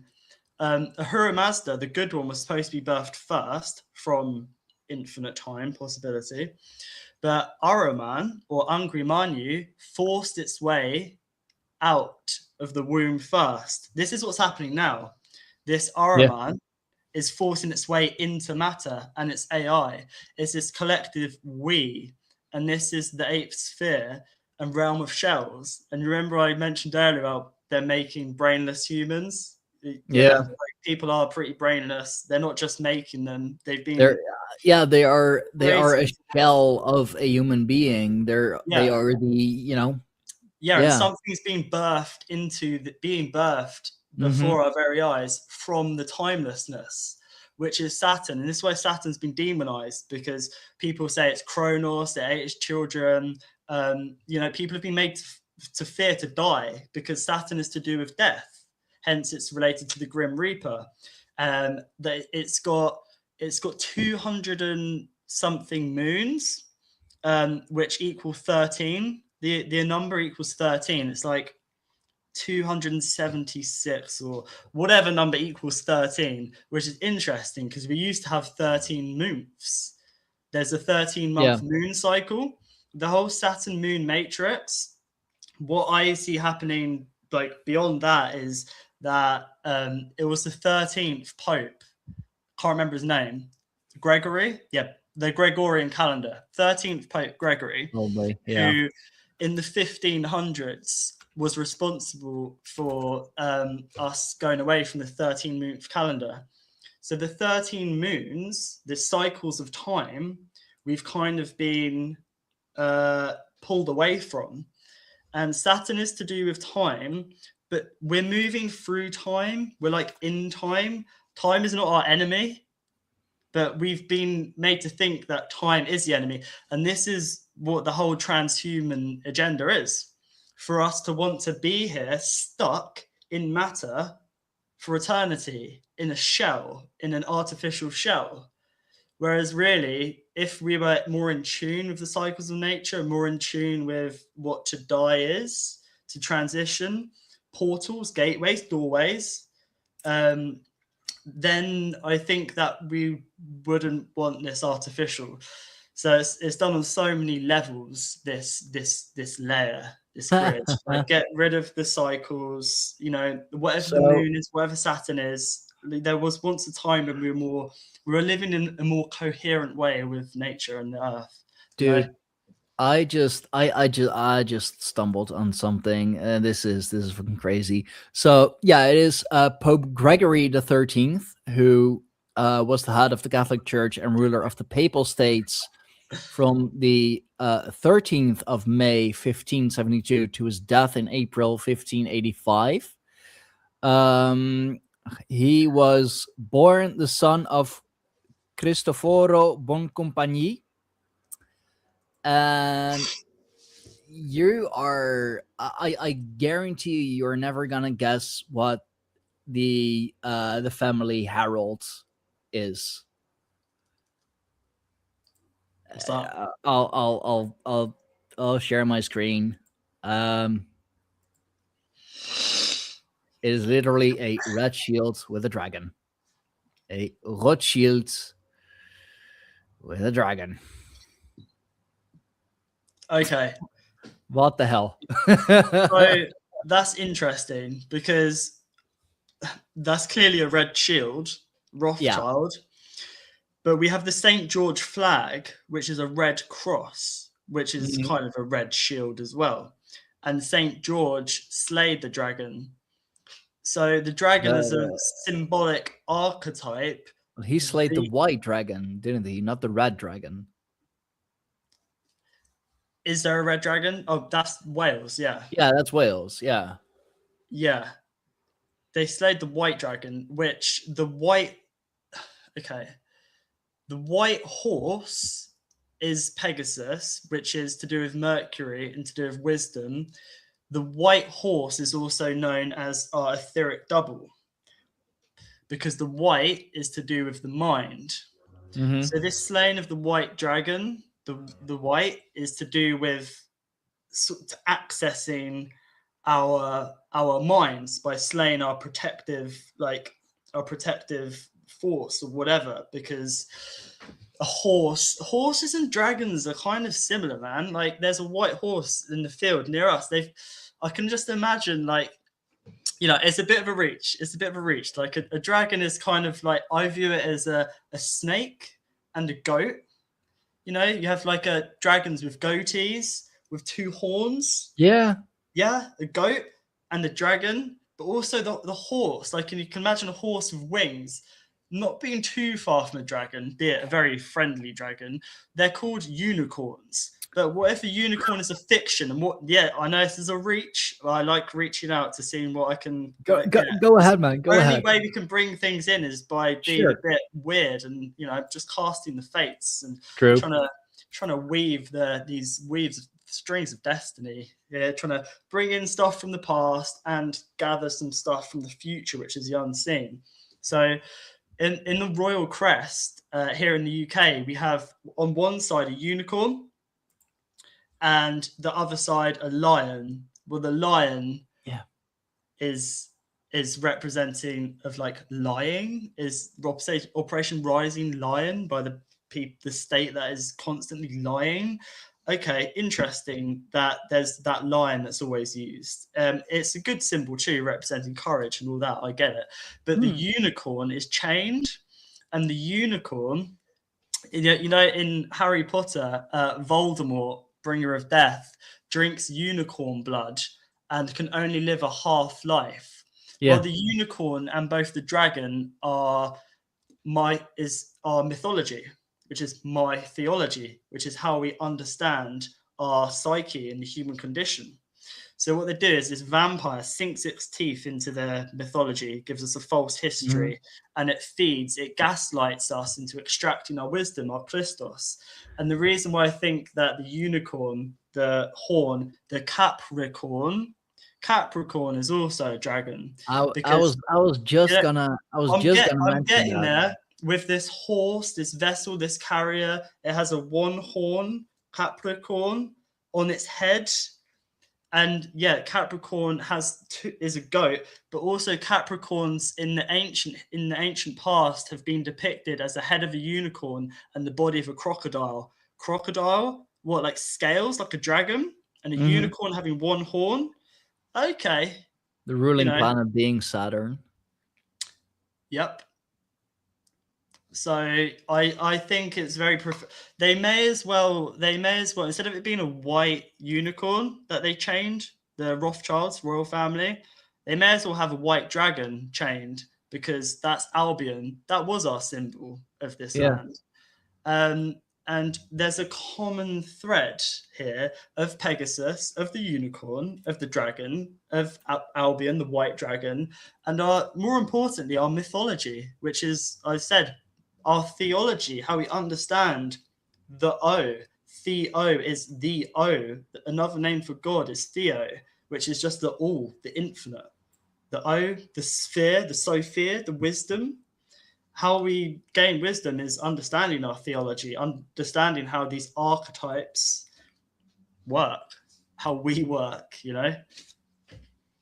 I'm gonna have to shoot off in 5 minutes or so, because we've been going for over 2.5 hours. Jesus, yeah, dude, this is crazy. We touched on so much, man. It's man, this was awesome. Thank you so much for this. Like,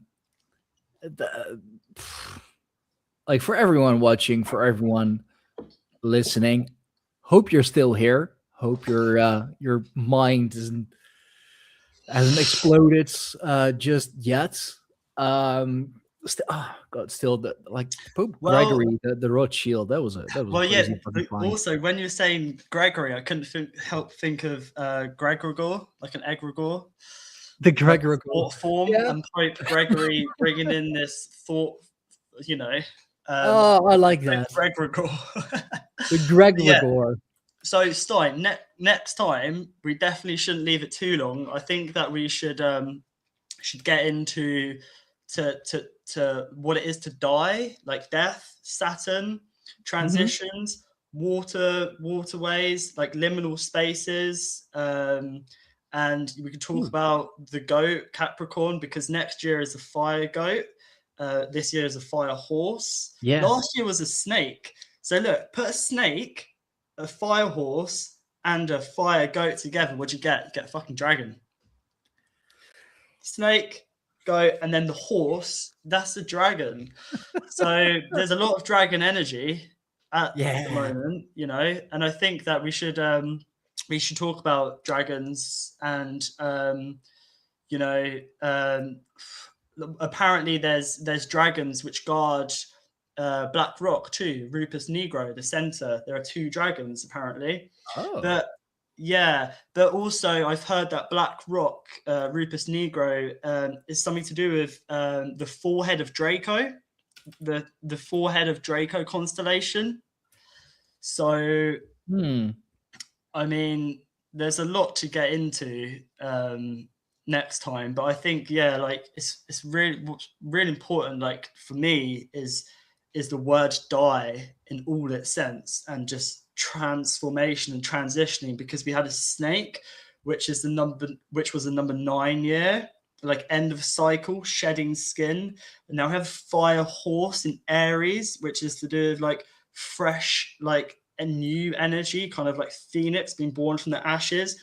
And next year we have the fire goat, and goats climb mountains. And what is the mountain? But how we connect. Like mountain is like synonymous with mind, climbing the peaks of our mind to reach Asgard. So we're in the middle of this right now. We're at a crossroads, X, of course, and lots of stuff going on. There's going to be big stuff going on in the material and in the spirit and in our minds. And I think that it's so important that we shift our perspective all the time. So we've spoken today, and we've kind of like gone out. Like I was talking about Pegasus and the unicorn and tying it with a dragon, and I saw you a bit like, okay. But sometimes you've got to reach out far to see what fragments you'll get. Just reach to the ends of the universe and see what comes back. Exactly. So that's what I'm all about. Just being a bit weird, just reaching out, seeing what you bring back, and sometimes bring back some interesting stuff. Sometimes you're like, wait, hang on, what the fuck was I talking about? Whatever, let's get back to the topic. But I mean that's ADHD brain. Just always dial to higher dimensions, brother. Oh shit, like that. I like that. That's a good one. Hell yeah. Yeah. It's a disorder, anti-order, because orders, to some extent is useful, but it's all about the chaos, the plasma, bringing in the unseen. But to do that, you can't use the order. You've got to have a disorder and think outside the box, And if we're to accept this new world order, then I would rather, have a disorder or be at disorder. Exactly. You can give me disorder, but I'd rather listen to that order.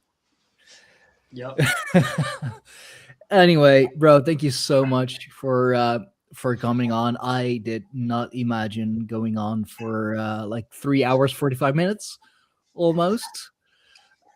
But this is, that's what you get when you get into crazy stuff, crazy weaves. Like, do your research, fucking live on the show. I love this shit, man. I do have one last thing to say.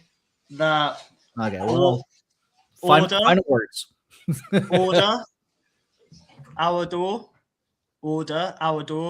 Now, which door is it? This relates to time and Janus and doorways and Saturn as well, and time, because order is our door. It's to do with the doorway, to do with time, and liminal time is more with the order, and the disorder is to do with the flow time and the chaos of waters. So my point is we have doorways in our mind, in our psyche.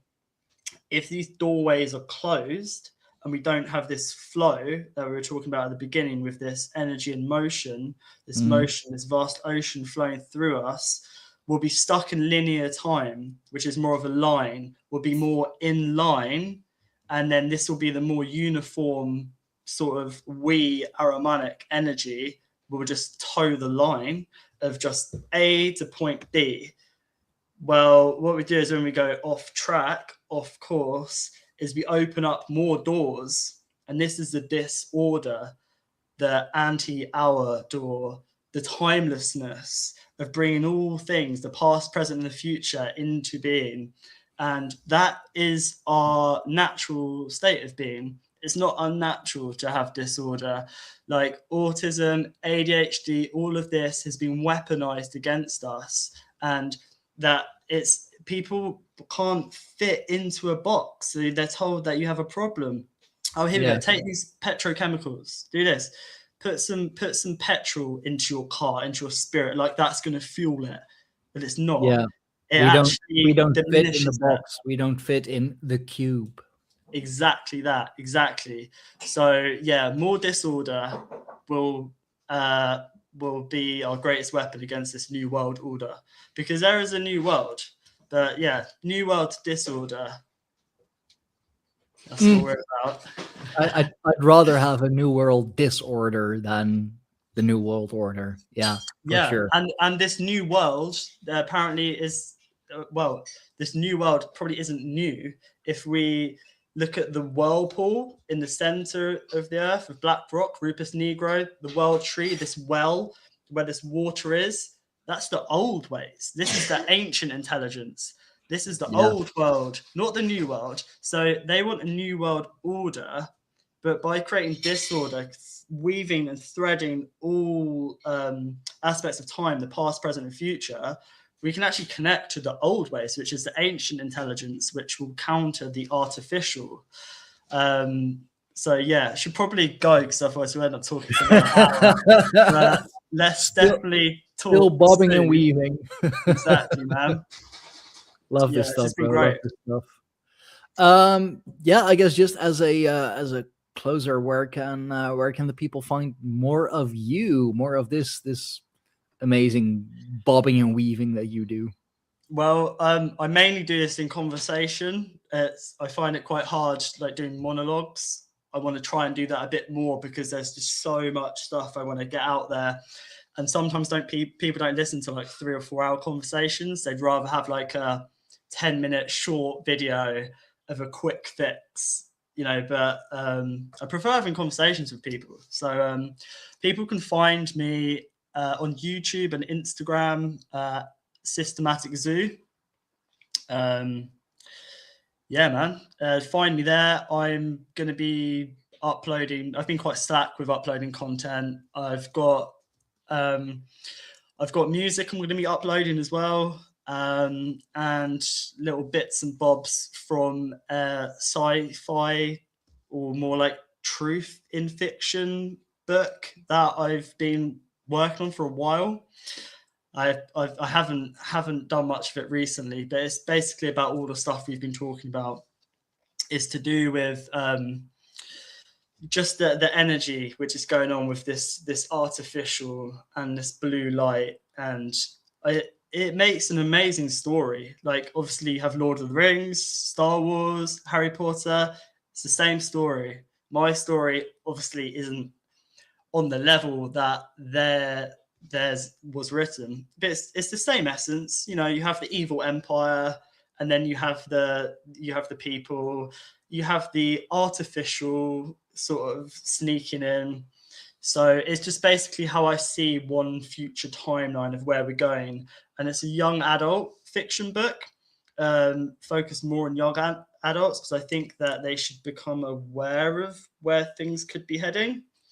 But yeah, sort of like esoteric and occult concepts in that, mythology weaved in there too. So I'm not a writer though, but I've got all of these ideas and stuff, and I have written some. But what I might do is I might just read out like kind of parts of my book. So yeah, come check me out, Systematic Zoo. You can find mainly on the live tab where I've done lives. That's where most of my content is. And if anyone wants me on their podcast, wants to have a chat, just reach out to me. Always up for it. And yeah, much love, Howard, everyone else in the chat. I think Trina was here for a bit as well. And yeah, much love to you as well, Stein. Hope you have a good day. And we'll have to do this soon. Yeah. Yeah, not leave it another year. Oh yeah, man. This has been great. It's been a while since I've done crazy stuff like this. But yeah, I love it, man. I love it. Thank you so much for coming on, and for everyone watching. This is this is where you want to go. This is the channel. Of course, a lot of stuff with the Bush Whisperer. Yeah. Because of course, great guy. Yeah. Will Tree Rupus Nigra. Okay, I'm gonna have to check that one out for sure.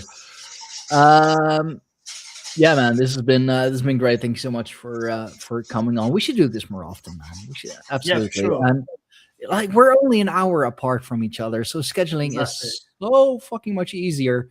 Yeah.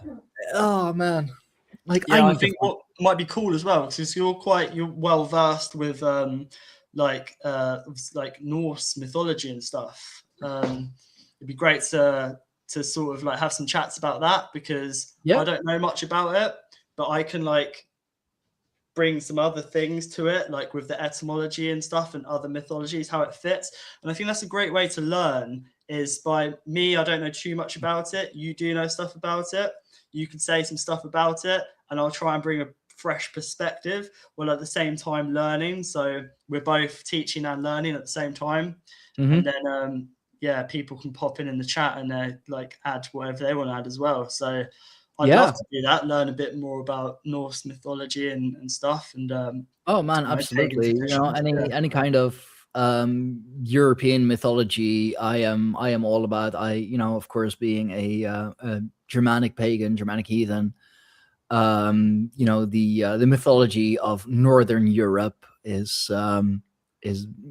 definitely one of my go-tos, one of my specialties. I do love me some Celtic mythology as well. The Tuatha De Danann, the Fomorians, the Fae, all of that stuff. That's mostly because my wife, she is the little fire Fae, of course. So yeah, dude, seriously, this was great.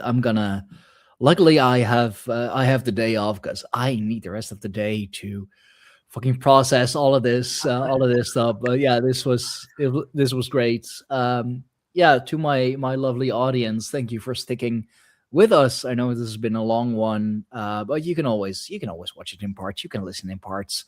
It's perfectly fine with me. More money. Make sure to like, share, and subscribe. Do the same for Mr. Shinobi at Systematic Zoo.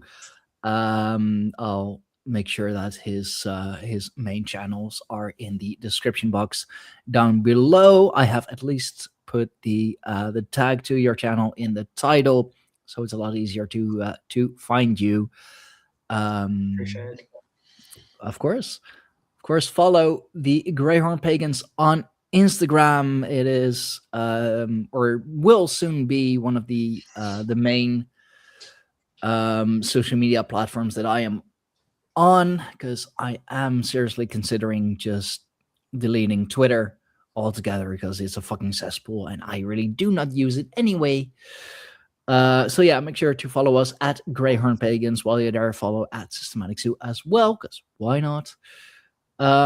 Support us on Patreon, patreon.com/Greyhorn-Pagans. I have several tiers for you, of course, to your liking. Let me pull up the Patreon real quick, as why not? It is patreon.com/Greyhorn-Pagans, where you can get early access to all of the podcasts, the book club. Let's see. Let's share it, because why not?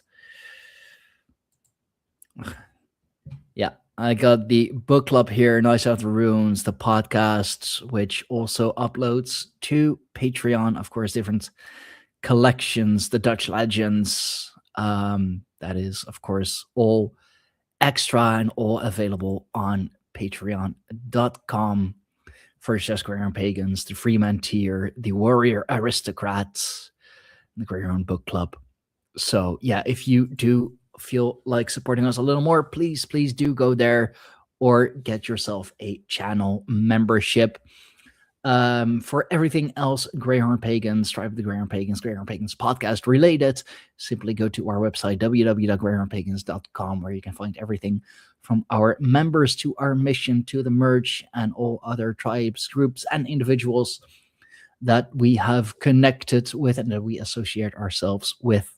So for now, thank you all so much for watching. Thank you all so much for listening. I will see you all next time with another amazing guest, as always. So until then, have a good evening, good night, good morning, whatever it may be to you. And yeah, see ya. Bye-bye.